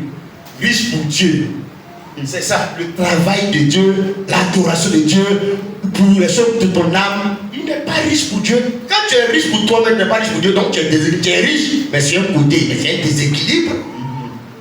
Tu dois être riche dans les deux camps, les deux côtés. Tu dois travailler dans les deux secteurs. Les deux termes, le travail et l'adoration, c'est les deux secteurs-là. On nous a appris à l'école, on nous a formé à l'école, le travail, les parents. Mais le côté de Dieu là, on nous a laissé là, on a été distribué. C'est là que l'évangile est venu pour combler le vide qui nous manque. Malheureusement, est-ce que tu fais le travail convenablement, ce qui concerne l'adoration, le travail de ton âme? Alléluia. Gloire au Seigneur. Amen. Donc ici, Luc chapitre 12, le monsieur a travaillé bien, hein? Mais son travail était sans adoration. Donc les deux notions, travail et adoration, il a accompli une seule notion, un seul thème qu'il a réussi, travail sur la terre. L'autre notion, adoration, il a échoué. Alors la Bible dit, c'est insensé qui a échoué, qui est déséquilibré. Parlons maintenant de d'autres qui sont déséquilibrés, mais cette fois-ci, ils sont spirituels, chrétiens, prières, mais travail, non. C'est un déséquilibre aussi. Alléluia. Amen. Lisons 2 Thessaloniciens chapitre 3, verset 10 à 15 rapidement. Il est presque midi. 2 Thessaloniciens chapitre 3, verset 10 à 15. Car, dimanche passé, on l'a vu. Déséquilibre des deux côtés. Car, oui, lorsque nous étions chez vous, nous vous disions expressément, si quelqu'un ne veut pas travailler, qu'il ne mange pas non plus. Nous apprenons, cependant, qu'il y en a parmi vous des frères. Donc il parle des gens qui sont des chrétiens, des frères dans l'église. Donc sur le plan spirituel, c'est des adorateurs. Ils sont dans les choses de Dieu. C'est les chrétiens de l'église de Thessalonique. Donc il dit, nous apprenons cependant qu'il y a parmi vous les frères, quelques-uns, qui vivent dans le désordre, qui ne travaillent pas, mais qui s'occupent de futilité. Donc en matière de prière, c'est des prières. Évangélisation, jeûne. Les choses de Dieu, l'adoration de Dieu là, ils ont réussi ça. Ils sont dedans. Il n'y a pas de problème. Sanctification, humilité. Mais sur l'autre plan là, travail là, Paul appelle ça, c'est le désordre des frères désordonnés. C'est ça. La vie n'est pas équilibrée. Beaucoup de chrétiens sont comme ça, beaucoup de pasteurs sont comme ça. Et on a mis des chrétiens comme ça. Tu vois frère, non, notre vie doit être équilibrée. Travail plus adoration, travail pour ton corps, travail pour ton âme, on doit être équilibré. Vas-y frère. Et nous invitons ces gens-là. Nous invitons ces gens. Si quelqu'un est comme ça là, on ne le laisse pas. On lui prêche la parole de Dieu pour qu'il s'équilibre en travaillant à côté de l'adoration. Nous invitons ces gens-là. Nous les exhortons par le Seigneur Jésus-Christ à manger leur propre pain en travaillant paisiblement. C'est ça. Pour vous, frères, ne vous lassez pas de faire le bien. Non, c'est des frères en Christ, ce n'est pas des païens. Vas-y. Et si quelqu'un n'obéit pas à ce que nous disons par cette lettre, notez-le. Et n'ayez point de communication avec lui. C'est ça. Afin qu'il éprouve de la honte. Ne le regardez pas comme un ennemi, mais avertissez-le comme un frère. Ça, je ne parlais pas des autres comportements, la vie compliquée même de certaines personnes. On parle de travail seulement. Regarde la sanction que les apôtres disent. Quelqu'un qui vit désordonné comme ça là, il dit, si quelqu'un n'obéit pas à ce que nous disons par cette lettre, notez-le, n'ayez pas de communication avec lui. Autant des apôtres là, un frère qui ne s'aligne pas pour marcher, comme un chrétien de marche, on les bras à côté. C'est ça. Parce qu'ils n'étaient pas dans le logique de chercher des clients, remplir les églises de païens. Si quelqu'un ne veut pas mettre la parole de Dieu, c'est ce que les apôtres ont enseigné là.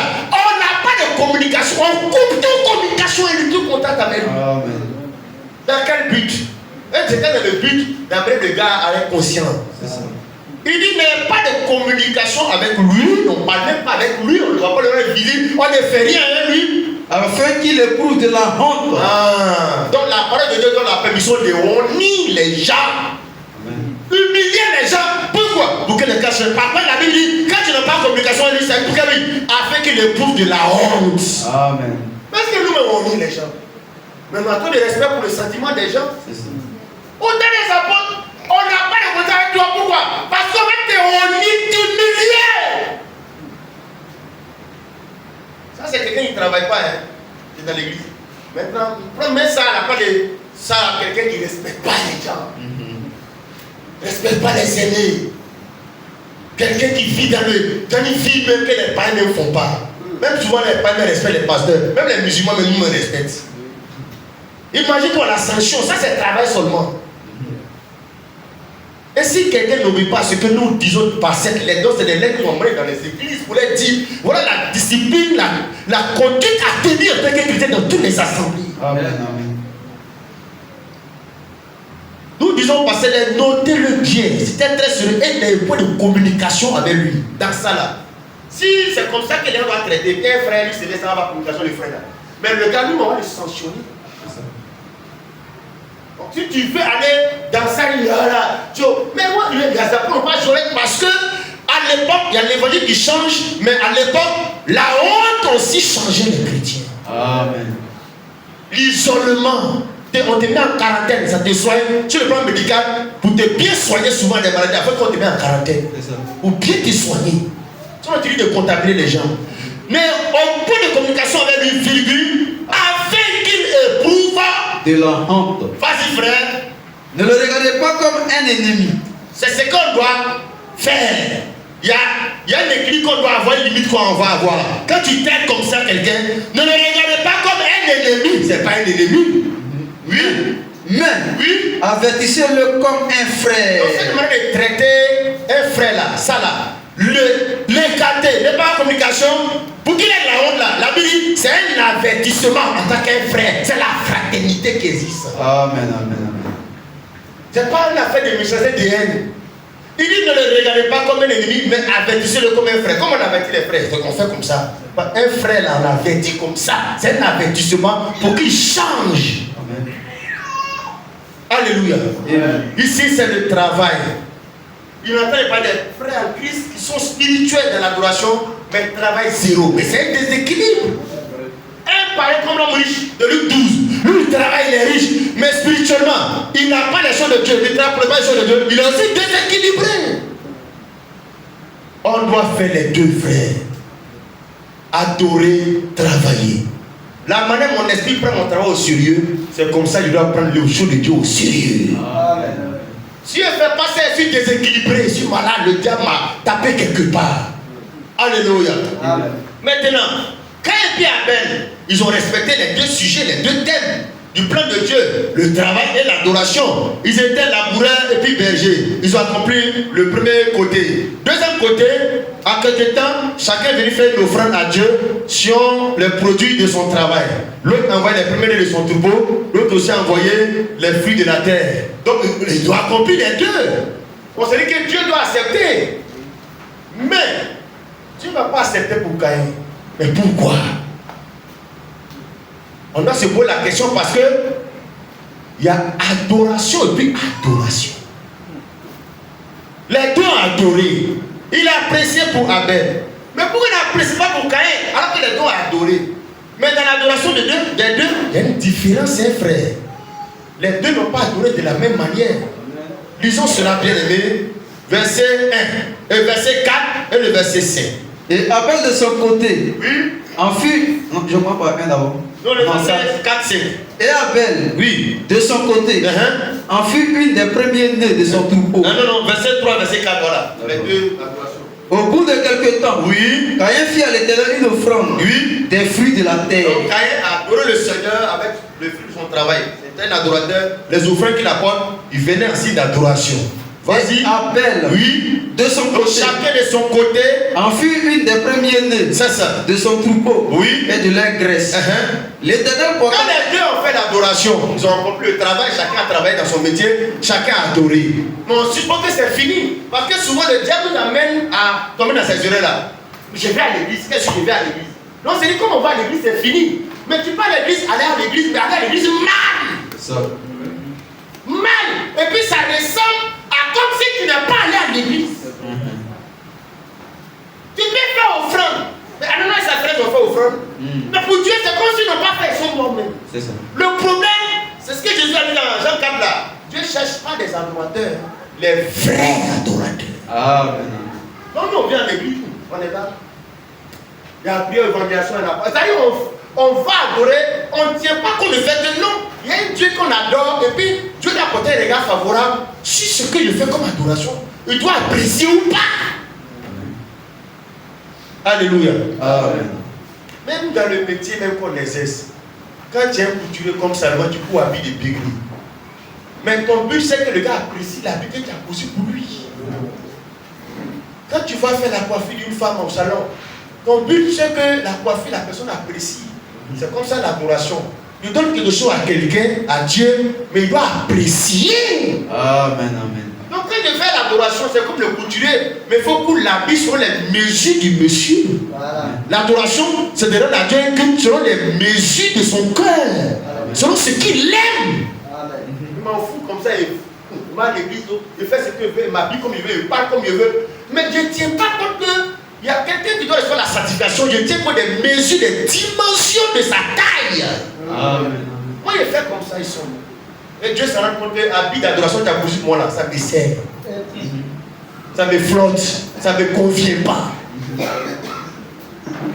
on a pas de miracle ton nom. Il dit, mais moi, ce n'est pas un miracle, c'est ma taille seulement. Retirez-vous de moi.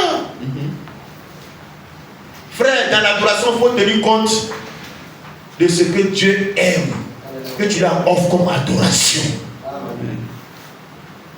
Dieu porte un regard favorable sur Abel et sur son offrande. Dieu accepte, Dieu est content, ça lui convient. Tu vois, quand j'étais laboureur puis à chose, berger, le travail là, Dieu il s'en fout. Si tu es médecin, maçon, c'est pas un problème pour Dieu. Tu ne pêches pas, tu vas pas en faire par rapport à ton travail. Mais le problème c'est dans l'adoration. Sinon, tes parents ne sont pas contents de toi parce que toi, il y a un vrai que tu sois pharmacien et puis toi, tu es en train de vendre Garba. Et puis, tu dis que Garba, là, tu as fait une société, tu as ouvert une plaie, on sous partout. Quand tu expliques, tu as dit que non, ça ne sonne pas bien. Dieu, là, pour lui, là, tu ne pêches pas. Ce que tu veux faire, la voie que tu as su le métier, là, tu es libre de choisir où tu te sens à l'aise. Amen, amen. Mais le problème où il va donner son verdict, sa signature, son appréciation, là, c'est dans l'adoration. Amen. Donc ça veut dire que c'est un truc qu'on ne doit pas faire là, je m'en fous n'importe comment. Mais Dieu là, peut jouer avec Dieu, il s'en fout. Si je suis allé au travail à retard, Dieu lui va s'en fout, hein, c'est mon patron qui a géré ça. Mais l'adoration là, ah non, Dieu lui va se prononcer, laisse pas tomber. Il va juger ce que tu es en train de faire comme travail là. Pour le champ là-bas, là, c'est ton patron qui va juger ça. Mais pour l'adoration, c'est Dieu qui va juger ça. Amen. La Bible dit, verset 4. Et Abel de son côté, en fille des premiers-nés de son troupeau et de leur graisse. Oui. L'Éternel porta un regard favorable sur Abel et sur son offrande. Il est sauvé. Dieu a accepté son adoration. Dieu a accepté son offrande, son culte. Sa vie est équilibrée. Il a reçu le travail des bergers. Tout le travail procure l'abondance. Maintenant, il doit réussir. L'adoration doit aussi vraiment attirer le regard favorable de Dieu. Il a réussi. Amen. Et l'autre au suivant, Caïn. Mais il ne porta pas un regard favorable sur Caïn et sur son offrande. Ah, c'est que là va s'inquiéter parce que même si tu remplis des conditions, travail plus adoration, la question ce n'est pas de se poser des questions sur le travail, hein, mais sur l'adoration. Il y a une manière de lui l'adoration. Puisque s'il a accepté pour un, il n'a pas accepté pour l'autre, c'est qu'il y a une manière de l'adorer. C'est ça. Quelle était la différence entre les deux offrandes là? Frère, la différence ne se situe pas au niveau de ce que l'autre a apporté, les animaux, l'autre a apporté les fruits de la terre. Non, pour Dieu, c'est pas vrai pour Dieu parce que plus tard, on dit dans Exode, dans Deutéronome, les gens apportaient les fruits de la terre pour adorer Dieu. Mais il y a une différence là. Vous pouvez dire, frère, après du verset 4. Verset 4. Vas-y. Et Abel de son côté, Abel, en fut des premiers-nés de son troupeau. tu t'arrêtes là. Abel a donné dans son offrande là les premiers nés. Dans son élevage, il a fait là. C'est les premiers animaux qui sont nés là, il a pris pour donner. Donc, dans son adoration, ce qui est premier né exprime ce qui est prioritaire. C'est-à-dire, il a mis Dieu en priorité. Premier. La chose la plus importante, primordiale, il exprime ça dans son adoration. Amen. On prend l'adoration de Caïn. Verset 5. Vas-y. Mais Il ne porta pas un regard favorable sur Caïn. Non, il faut dire d'abord son offrande. Ok. La lettre de son offrande. L'Éternel porta un regard favorable sur Abel et sur son offrande. Mais, Non, ils ont fait les offrandes, pas de verset 3. verset 3, oui. Au bout de quelques temps, C'est ça. Caïn fit à l'Éternel une offrande des fruits de la terre. Il a fait offrande seulement. Il n'a pas offert ce qui est premier dedans. C'est ça. Donc son adoration n'exprime pas que Dieu est primordial, mais il adore Dieu. Or lui qui adore Dieu, Abel, c'est Dieu qui est primordial. Son adoration n'a rien adoré, moi que Dieu est au premier plan. Amen. Ici là, il fait l'adoration. On n'a pas dit que tu ne viens pas à l'église. Mais la manière dont tu viens à l'église, ça n'explique pas que Dieu est la priorité. Dieu est plus important que tout. Dieu est le principal. Parce que l'adoration exprime le rang dans lequel nous plaçons Dieu. Amen. Nos offrandes, notre manière de venir à l'heure, de s'habiller, de chanter, d'aller à l'évaluation, notre manière d'écouter la parole. Même si on met Dieu en priorité, ou bien Dieu est secondaire. C'est ce que Dieu regarde. Il ne regarde pas que tu avais une fois offrande. Il regarde pour Abel, il voit que le gars, il a décidé de donner à Dieu les premiers nés. En Israël, là, nous avons dit tout à l'heure, les animaux, on appelle les premiers nés, c'est-à-dire ce qui vient en premier. Comme lui n'a pas, son travail ce n'est pas les animaux, que c'est la terre. La terre là, ce qui est premier là, on appelle ça les prémices. Donc pour la terre, le premier on appelle prémices. Pour les animaux, on appelle ça premier né. Il devait apporter les prémices. L'autre, il apportait les premiers nés. Et l'adoration exprime que dans leur vie, dans leur cœur, dans leur conception de l'existence de la terre, Dieu est leur priorité. Amen. Les autres choses viennent après. Ma maman, mon papa, mon travail, mon patron, tout ça. Mais Dieu est la priorité d'abord. Mais dans ce cas-là, lui, les prémices là, c'est parti où? Mais il a mangé ça. C'est pour lui, c'est lui qui est prioritaire. Sa famille, ses enfants. C'est-à-dire c'est lui qui est prioritaire. Dieu est secondaire. Or lui, c'est Dieu qui est prioritaire. Lui, il vient après. C'est ce que Dieu a regardé. Sinon, mais la Bible dit, est-ce que Caïn, quand il est labouré là, lui peut offrir une offrande des animaux? Il ne peut qu'offrir que ce qu'il a dans sa main. C'est ça. C'est-à-dire le problème de Dieu, ce n'était pas qu'il envoie les bananes. Parce que quand il envoie, ça n'exprime pas que c'est Dieu qui est priorité. C'est ça. Qu'il y a un Dieu qui a fait pleuvoir. Qu'il y a un Dieu qui a donné le soleil, il a donné la santé, la force. Pour qu'il puisse réaliser ça. Il ne manifeste pas dans sa priorité la reconnaissance. Tu es secondaire. Lisons quelques écritures pour que tu comprennes bien la pensée. Deutéronome 12, verset 5 au verset 6. Oui. C'est ça, frère, les vrais adorateurs. Dieu, quand Dieu est prioritaire, primordial, là, de la manière tu vas au travail à 6 heures, c'est que si tu n'as rien fait, tu vas à l'église à 6 heures aussi. Écoute, non, 12, verset 5. Mais si Dieu est prioritaire, si tu vas au travail à 6 heures, c'est que Dieu, tu vas à l'église à 5 heures. Parce que le premier, la première des choses, la chose la plus importante, principale, si je fais bien pour moi, c'est que pour Dieu même c'est gâté. Mais comment le diable déséquilibre? Soit il te fait travailler seulement et puis tu ne penses pas à ton âme, ou bien soit tu fais les deux, mais fais de telle sorte que Dieu est secondaire dans ton adoration.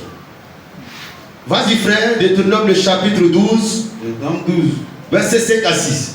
Mais vous le chercherez. Donc nous sommes dans l'adoration vers les enfants d'Israël. Vas-y. Mais vous le chercherez à sa demeure.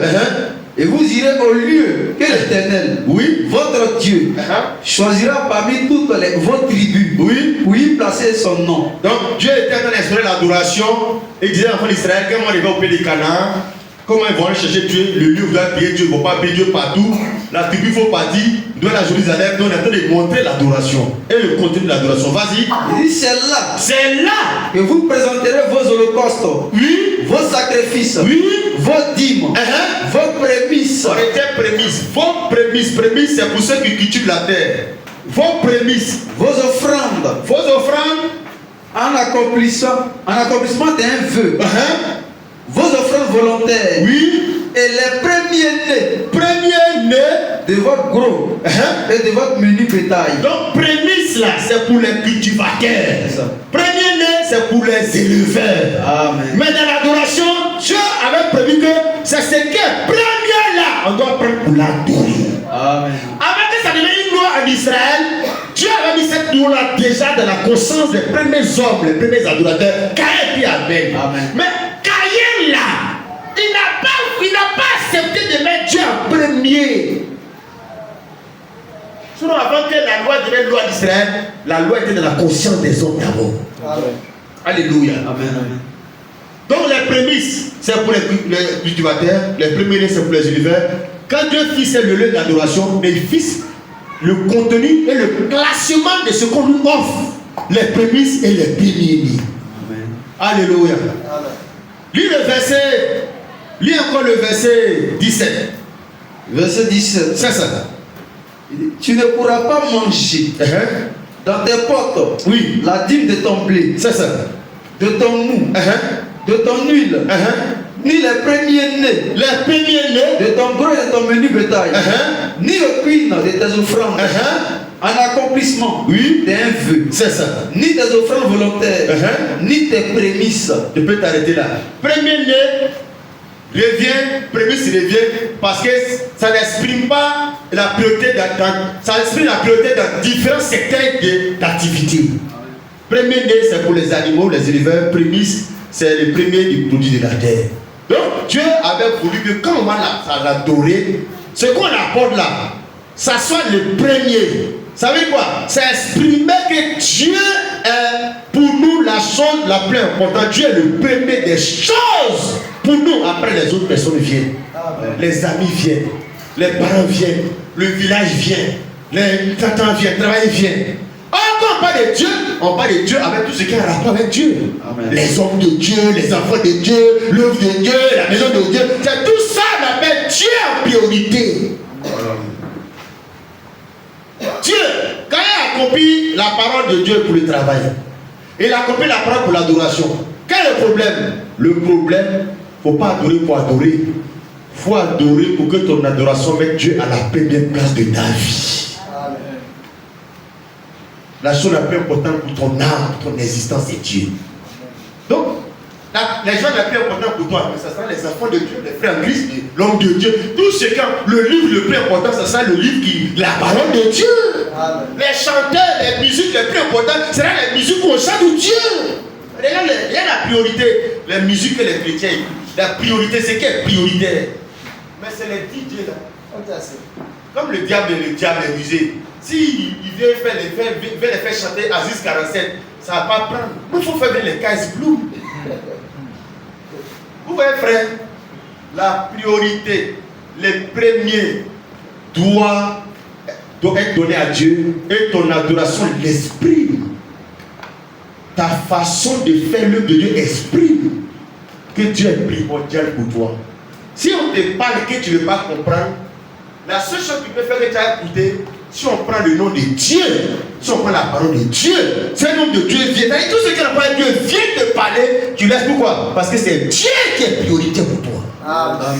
Mais si tu as fait de Dieu là, tu n'as pas pu écouter l'homme changer. Mais c'est fini.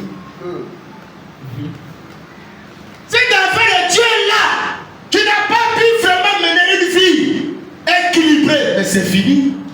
Si tu as fait de Dieu, tu n'as pas pu respecter les gens. Si tu as fait de Dieu, tu n'as pas été soumise à ton mari, aimer ta femme, que tu as été dans le fait d'adultère, tromper les gens, la crainte de Dieu n'a pas habité ton cœur. Mais c'est que c'est fini. Parce que c'est le dernier rempart d'un homme, la maison de Dieu. C'est le lieu de refuge d'Israël, le lieu de refuge. Quand on veut te tuer, tu as fait une bêtise selon la loi, le seul lieu de refuge, il y avait des lieux de refuge. Tu es dans la maison de Dieu. Gros cœur t'a pas quitté. L'orgueil t'a pas quitté. Le mensonge t'a pas quitté. C'est que c'est fini. La Bible dit, Dieu n'a pas regardé la sincérité de Caïn, mais il regarde le pouvoir. Le Dieu qui lui a donné la santé, la respiration, le souvenir qu'il est venu au monde. Quelle est la place qu'il lui donne dans son adoration? Zéro. Mais quelle est la part de l'argent dans la vie? La part de son mari, la part de ses enfants, de sa maman, de son village.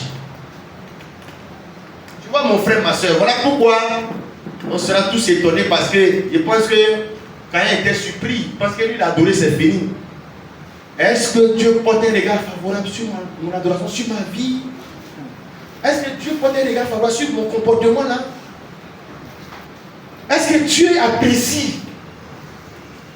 Si Dieu n'apprécie pas, c'est que tu es comme un Caïn. Alléluia. Amen. Vous voyez, frère, regarde Hébreux 12, verset 23.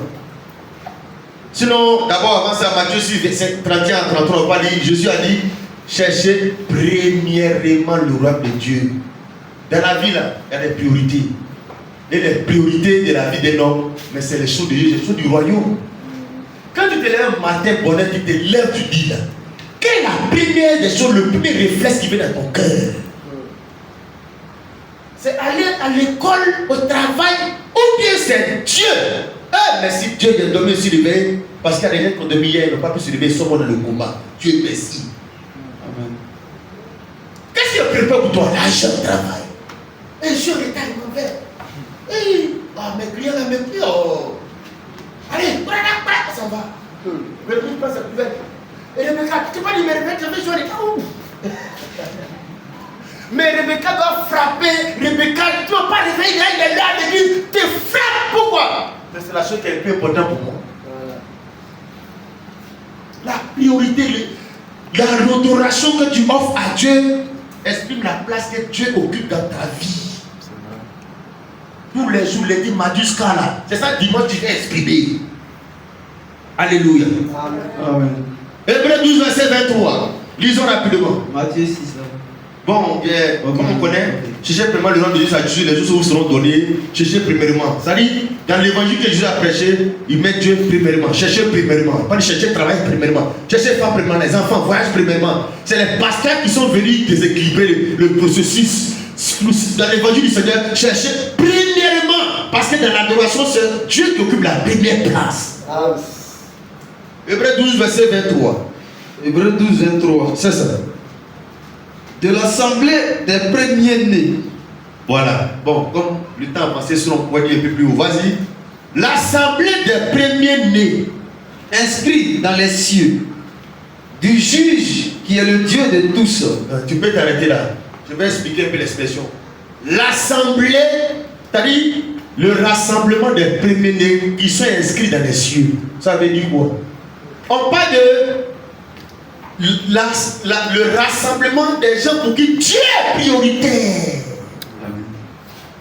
Pour qui Dieu est la première des choses la plus importante. C'est eux qui sont les cieux. C'est eux que leur nom est dans l'une de vie de la vie. C'est eux qui sont des élus. Pourquoi? Parce que Dieu les avait sauvés avant la fondation. Dieu les a sauvés avant. Donc quand ils sont sur la terre, ils mettent aussi Dieu avant toute chose. Parce que Dieu l'avait sauvé avant toute chose. Amen. Tel que Dieu t'a traité avant la fondation du monde, quand tu es sur la terre, tu le mets avant tout ce qui te concerne. Amen. L'assemblée des premiers-nés, de ceux qui sont écrits dans les cieux, c'est l'assemblée des gens comme les Abel, qui mettent Dieu en priorité. Ils ne sont pas comme les Ananias et Saphira. C'est eux qui donnent de l'importance à Dieu dans l'existence. Parce que Dieu les a aimés le premier. 1 Thessaloniciens 4, verset 15 à 16 exprime la même chose. Colossiens 15 à 18 maintenant. Où on doit placer Jésus dans l'église et dans notre vie de tous les jours. Vas-y frère. Colossiens 1. 1, 15 à 18. 15 à 18. Rapidement. Il est l'image du Dieu invisible. Donc, on parle de Jésus-Christ, c'est qui il est.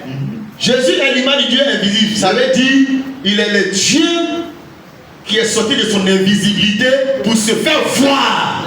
Amen. Vas-y. Le premier-né de toute la création. Le premier être. Parce que le premier-né, ça veut dire le premier être a existé. C'est-à-dire qu'il était là, mais c'est celui qui a dit que la lumière soit. Amen. Il est le premier en position. Avant qu'on va parler de soleil, terre, l'argent, oui, mariage, oui, l'homme qui trace son père et sa mère, multiplié. Donc il est premier avant tout ça là. Amen. Vas-y frère. Premier-né de toute la création. Car en lui ont été créées toutes les choses. Parce que le créateur est le premier-né de toute chose, le premier être à être là. Vas-y. Car en lui ont été créées toutes les choses qui sont dans les cieux et sur la terre, les visibles, les invisibles, trône, dignité, domination, autorité. Tout a été créé par lui et pour lui. C'est ça. Il est avant toute chose. Sa position, il est avant toute chose. Il est avant mon patron. Il est avant le président de la Côte d'Ivoire. Il est avant la Côte d'Ivoire. Il est avant ma maman. Il est avant toute chose. Parce que c'est lui le premier né. Et toute chose subsiste en lui. Vas-y. Il est la tête du corps de l'église. Il est la tête du corps de l'église. Il est le commencement. Le premier né dans les morts. Afin en tout. Afin d'être. En tout le premier. Il a tout ça afin c'est dans le but d'être. En tout le premier. Jésus doit être en tout quoi? Le premier. Dans toutes choses des enfants de Dieu, de la vie des enfants de Dieu, Jésus doit être. Quand il doit, c'est une obligation. Afin d'être en tout. En tout là, c'est quoi? Ton foyer, ta jeunesse, ton argent, ta famille, ton langage. Il doit être le premier. Amen. C'est ce qu'il doit être. Maintenant, toi, le diable t'a amené à le classer où? Alléluia. Amen. Mais c'est ça. Regarde quand tu vas à l'église, on sait que Dieu est dernier dans ta vie. Il n'est pas important dans ta vie. Il faut que l'église va décréter jeûne et prière à l'église pour que tu jeûnes. Mais ça veut dire que Dieu n'est pas important pour toi. Est-ce qu'il faut que le pasteur déclare à l'église pour que tu manges? Non, frère. La Bible dit voilà ce qu'il est. Et dans l'église, il est le verset, dernier verset là.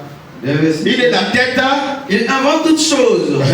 Il est la tête du corps de l'église. Dans l'église là, il est la tête du corps de l'église. Il est le commencement. Le premier né d'entre les morts. Afin, ça veut dire qu'on dit afin, c'est dans le but de. C'est-à-dire à la finalité, quand on a cité tout ça là, à la fin, c'est qui doit être dans l'église. Afin d'être en tout le premier. En tout. Pourquoi pour nous là? C'est dans certains moments, certains paramètres. On dit en tout, il doit être le premier. Amen. C'est ce qu'Abel a fait. Elle est venue exprimer qu'il doit être en tout le premier. Quand Caïn est venu, il n'a pas accompli cette écriture-là. Dieu n'est pas le premier en tout dans sa vie. Il adore, mais Dieu est secondaire. Mais les prémices de son travail sont allées, c'est allé chez qui? Mais il a mangé avec sa femme, avec ses enfants, c'est eux qui sont la priorité. Dieu vient après. Amen, amen. Amen. Je vais te donner cet exemple-là, c'est là qu'on va terminer. Un homme de Dieu qui prêche la parole de Dieu, il exerce ce ministère pour un but. Repositionner Dieu en premier, comme priorité de la vie des gens. Amen. Quand Élie le Tishbite, Dieu l'a envoyé vers la femme, la veuve de Sarepta. Mais cette femme avait déjà fait son programme de vie. Elle doit manger le peu de trucs qu'elle a, elle mange et puis elle s'en va, il meurt. C'était le programme. Mais Dieu envoie Élie pourquoi? Élie va prêcher l'évangile pour l'amener à faire de Dieu la priorité, le premier. Amen. Le programme qu'elle a fait là, elle doit mettre Dieu en tête. Elle a fait, elle mange, elle son enfant, puis c'est fini. Mais Élie vient prêcher pour insérer Dieu à la tête de ce programme. C'est ça ce qu'on voit à l'église, pasteur. Mets Dieu en priorité dans ma vie. Amen. Prêche pour que mon mari ne soit pas la priorité, mon travail. Que Dieu soit la première place, le premier lieu dans mon adoration. Amen. Disons cela rapidement, frère. C'est là qu'on va terminer 1 Roi 17. Si tu viens à l'église pour écouter la parole de Dieu pendant but, c'est que tu as échoué. Ce n'est pas le prédicateur qui a échoué. Mais tu comprends bien la parole de Dieu, mais tu ne veux pas donner la première place à Dieu. Tu veux d'abord que toi d'abord, ton mari d'abord, tes enfants d'abord, ton travail d'abord. Dieu lui veut lui d'abord. 1 Roi chapitre 17, on connaît un peu l'histoire. Oui. Vas-y frère, il faut lire. 1 Roi 17, 8. Il faut lire.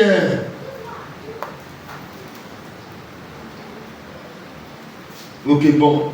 Oui, sur le verset, je voulais lire d'abord où Dieu l'a envoyé. Verset 8. Alors, Oui. la parole de l'Éternel lui fut adressée en ces mots. Lève-toi, va à Sarepta. Oui. qui appartient à Sidon et demeure là. Oui. Voici, j'y ai ordonné à une femme veuve de te nourrir. Tu peux t'arrêter là. Quand tu es prédestiné là, comme ça Dieu parle. Comme elle était prédestinée, parce que la Bible dit qu'il y avait plusieurs vœux en choix d'Israël, pourquoi Dieu a envoyé Élie vers là. Elle était prédestinée. Dieu dit à Élie, va. J'ai ordonné à une femme de te nourrir. Oh, c'était un temps de galère. Et c'est quand il y a la galère là, on met plus Dieu en priorité. Sa femme, c'est ses enfants, c'est soi-même. Quand il y a l'abondance, mais c'est facile de mettre Dieu en priorité. Mais quand il y a la galère, le désert, mais c'était difficile. Donc Dieu envoie Élie vers la femme. Oh, à cause de ce qu'il y a la famine, mais tout le monde se cherche, tout le monde pense à son enfant, tout le monde pense à lui-même. Qui va penser au sacrificateur, au prophète? Qui va penser à la main de Dieu? La situation du pays fait que tiens, chacun se sauve, chacun pour soi, Dieu pour tous. Il arrive devant la femme. Faut lire le verset 10. Il se leva et il alla à Sarepta. Oui. Comme il arrivait à l'entrée de la ville, Oui. voici, Oui. il y avait là une femme veuve qui ramassait du bois.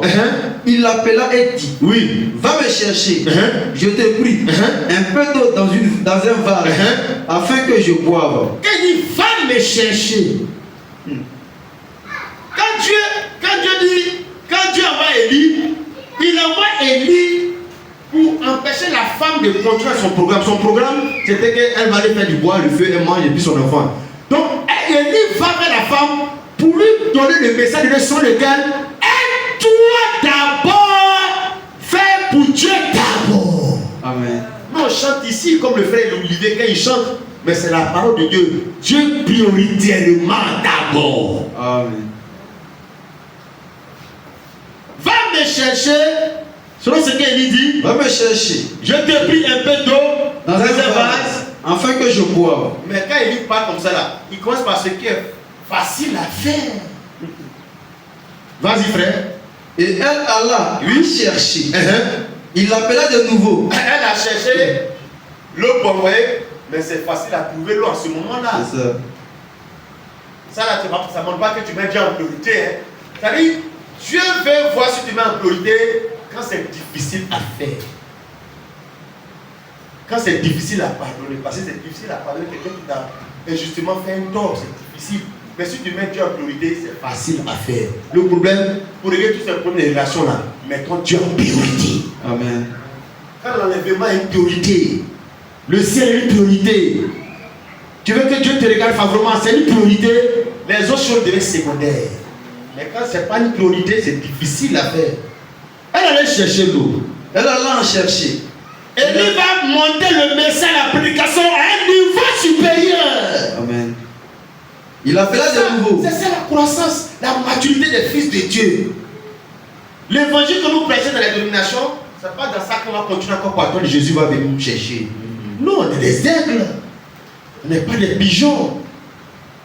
On n'est pas des gens qu'on laisse en toilette comme ça, des gens qu'on fouette parce que nous ne sommes pas des enfants, on est des fils de Dieu, on n'est pas des enfants de Dieu, on était des enfants de Dieu. Notre maturité nous a donné le statut de fils de Dieu. Vas-y frère. Il l'appela de nouveau et dit, Oui. apporte-moi, je te prie, un morceau de pain dans ta main. Oui. Et elle répondit, C'est ça. l'Éternel ton Dieu est vivant. Je n'ai rien de cuit. Oui. Je n'ai qu'une poignée de farine dans un pot. Oui. Et un peu d'huile dans une pruche. C'est ça. Et voici, je ramasse 2 morceaux de bois. Oui. Puis je rentrerai et je préparerai cela pour moi. Pour moi. Et pour mon fils. Nous mangerons. Après quoi, nous mourrons. Est-ce que dans son projet là, il y a Dieu dedans? Dans son programme de vie là, il y a Dieu dedans. Mais c'est comme ça que beaucoup de chrétiens vivent. Les païens vivent comme ça. Les gens vont à l'église puis ils vivent comme cela. La seule différence, c'est d'aller encore du temps que dimanche, ils vont un peu à l'église s'asseoir. Voilà son programme. Donc Élie est venu pour chambouler le programme et mettre à la tête de ce programme-là. Amen. Quand elle a dit, voilà ma vie, voilà comment moi je m'organise. Il a vu qu'il n'y a pas Dieu dedans. Dieu n'a aucune place prioritairement. Il n'est pas la tête, il n'est pas le premier, il n'a rien de position. Le ministère d'Élie, l'esprit d'Élie, comme elle est élue, c'est de l'emmener cette femme à mettre Dieu avant toutes choses, avant elle, avant son enfant, avant son mari, avant tout, avant ses parents, avant toute chose, avant même sa nation, le roi du pays, le président. Vas-y frère. Et lui dit, À la dame, ne crains point, rentre, fais comme tu as dit. Seulement. Ce que tu veux faire de ta vie là, il n'y a pas de souci. Mais le problème, c'est que Dieu t'a occupé une place primordiale. Amen. Seulement. Prépare-moi d'abord. Qu'est-ce que d'abord veut dire d'abord? En première position. Élie, il était comme le représentant de Dieu, qui est Dieu, le royaume de Dieu, les choses de Dieu. Amen. Donc le ministère d'Élie, sa prédication dans la vie de cette femme, c'était quoi? Mais l'amener cette femme à mettre Dieu en priorité. C'est ce que un pasteur fait avec l'évangile. Amen. Mettre Dieu et les choses de Dieu en première position. Seulement prépare-moi d'abord avec cela un petit gâteau. Hey, tu me l'apporteras. Oui. Tu en feras ensuite pour toi et pour ton fils. Dieu d'abord, toi tu viens après, ton enfant vient après. L'homme de Dieu. Pour moi, c'est moi d'abord, mon enfant, Dieu après. Mais Dieu a dit que non, ça c'est une vie déséquilibrée. Ce n'est pas un adorateur, ce n'est pas un fils d'Israël, un fils d'Abraham. Non, Dieu m'a envoyé pour ne pas que tu sois comme les autres, pour que tu sois différent des autres. Les autres, c'est eux d'abord, l'argent d'abord, le travail d'abord, le mari d'abord. Toi, Dieu t'a choisi pour que tu mettes Dieu en première position dans le classement. Amen. Les autres parlaient en retard, les autres parlaient à l'église une fois, des passages comme ça. Mais toi, Dieu dit non, ne fais pas comme ça, ne les ressemble pas. Sois comme Abel. Parce que Dieu veut porter un regard favorable sur ton offrande, sur ton adoration. Donc, Élie, c'est le message du Dieu d'abord. Quand la Bible dit l'esprit d'Élie vient au temps de la fête, parce que comme Jésus le vient, les chrétiens doivent faire un message qui met Dieu d'abord. Il doit être le premier en tout. Amen. Mais ce qu'on entend, c'est quoi? C'est le pasteur d'abord. William Branham d'abord. Quand tu rentres dans l'église, tu sens que la priorité, ce qui est primordial, c'est les hommes de Dieu, les Kakou Philippe, William Branham, voilà, la dénomination d'abord. Quand il vient poser à quelqu'un qui est de quelle église, c'est ça d'abord avant qu'il va t'écouter. Non, Dieu d'abord. Jésus-Christ dans l'église, il est la tête de l'église, mais il doit être le premier en tout. Vas-y frère. Car, verset. Car ainsi parle l'Éternel. C'est ça. Le Dieu d'Israël. La farine, oui, qui est dans le pot, ne manquera point. Oui. Et l'huile, Oui. qui est dans la cruche, ne diminuera point. Jusqu'au jour où l'Éternel fera tomber de la pluie sur la face du sol. C'est ça. Elle alla. La femme a cru dans ce message. Elle a cru dans la parole. Elle a accepté de chambrer son programme et de marcher avec le programme de Dieu dans lequel il y a Dieu d'abord. Avant, c'était elle d'abord. Après, le message d'Élie, l'esprit d'Élie, Dieu l'a envoyé pour que la femme là mette Dieu en priorité. Elle est partie. Elle alla. Elle alla. Et fit selon la parole d'Élie. Elle fit selon ce que la parole de Dieu a prêché. Elle allait faire comme ça. Elle n'a pas discuté. Elle allait faire comme la parole de Dieu dit. Dieu d'abord. Quand tu mets Dieu d'abord, frère, Dieu va prendre soin de toi. Amen. Dieu, il va pourvoir tes besoins. Le problème, on ne met pas Dieu d'abord en priorité. Vas-y, frère. Elle alla. Et elle fit selon la parole d'Élie. Et pendant longtemps, Oui, elle eut de quoi manger. Elle et sa famille, aussi bien qu'Élie. Oui. La farine qui était dans le pot ne manqua point. Oui. Et l'huile qui était dans la cruche ne diminua point. Selon la parole que l'Éternel avait prononcée par Élie. Oui, frère. Comme le temps avancé, je pense que tu as dû saisir la pensée de Dieu. Si cette femme ne mettait pas Dieu d'abord, elle détruisait sa famille, sa vie et son enfant. Amen. Là où on ne met pas Dieu d'abord, on a décidé de détruire tout. Quand elle a décidé de mettre Dieu d'abord, elle a sauvé sa vie, sauvé la vie de son enfant. Vous voyez, frère, dans 1 Jean, la Bible dit, ne ressemblez pas à Caïn, qui tua son frère après. Mais la Bible dit, pourquoi le tua-t-il? On explique, parce que ses œuvres étaient mauvaises. Qu'est-ce qui était mauvais? Parce qu'il n'a pas mis Dieu en priorité. Quand Dieu n'est pas en priorité, tu as des relations comme Caïn a fait à Abel. Tu tues tes frères. Parce que Dieu n'est pas une priorité. Dieu qui a dit de ne pas laisser le soleil sur ma colère là, cette parole n'est pas une priorité pour moi.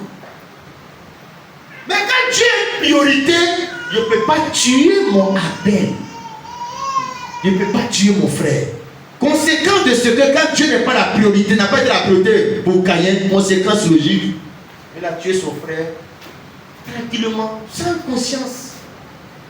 Quand Dieu est une priorité, quand Dieu est d'abord le principal, ça t'empêche de faire certaines choses. Parce qu'avant de faire, tu penses à Dieu d'abord. Avant de parler, tu penses à Dieu d'abord. Avant de rendre le mal qu'on t'a fait, tu penses d'abord à Dieu. Quand Dieu n'est pas la priorité, tu fais d'abord avant de penser après à Dieu. Le message qu'il voulait apporter, frère, c'était qu'on puisse réussir ces deux choses-là, le travail et l'adoration. Mais quand Caïn a fait le travail, a fait l'adoration, il a manqué de donner la qualité à cela. Dieu n'occupait pas la première place. Mais Abel a réussi en ce qu'il a apporté les premiers-nés. Parce qu'il a donné la primauté, la priorité, l'importance, la place de choix au Seigneur dans sa vie, dans son cœur et dans son adoration. Alors que la Bible dit, Dieu portait un regard favorable d'abord sur Abel et sur son offrande. Parce que lui-même, sa vie de tous les jours là, c'est parce que Dieu est d'abord en première position qu'il a fait ça dans son offrande. Alléluia. Amen. Jésus revient bientôt, bien aimés frères, et je pense que dans l'enlèvement, et pour tous ceux-là qui vont laisser l'esprit de lui parler à leur cœur, pour chambouler leur programme de vie et pour remettre Dieu à la priorité de tout ce qu'ils font dans ce monde. Que Dieu nous aide au nom du Seigneur Jésus. Sur ce, on va se tenir debout pour prier le Seigneur, pour lui demander sa grâce. Nous allons prier le Seigneur. Que Dieu nous aide, bien aimés frères, à avoir une vie équilibrée, des travailleurs, être des travailleurs et des adorateurs. Réussir notre travail sans complexe, nous libérer des limitations, des limites qu'on a mis dans nos cœurs, pour travailler, pour persévérer, pour prospérer dans ce que nous faisons, parce que ça procure de l'abondance, contrairement à ce qu'on nous fait croire. Pour que nous puissions voir cette abondance dans ce qu'on fait dans la vie, et à côté de cela, réussir notre adoration aussi, comme Jésus a dit, travailler pour la nourriture qui suscite dans la vie éternelle. Prions pour que Dieu nous aide à réussir ces deux dimensions de travail au nom de Jésus-Christ. Père éternel,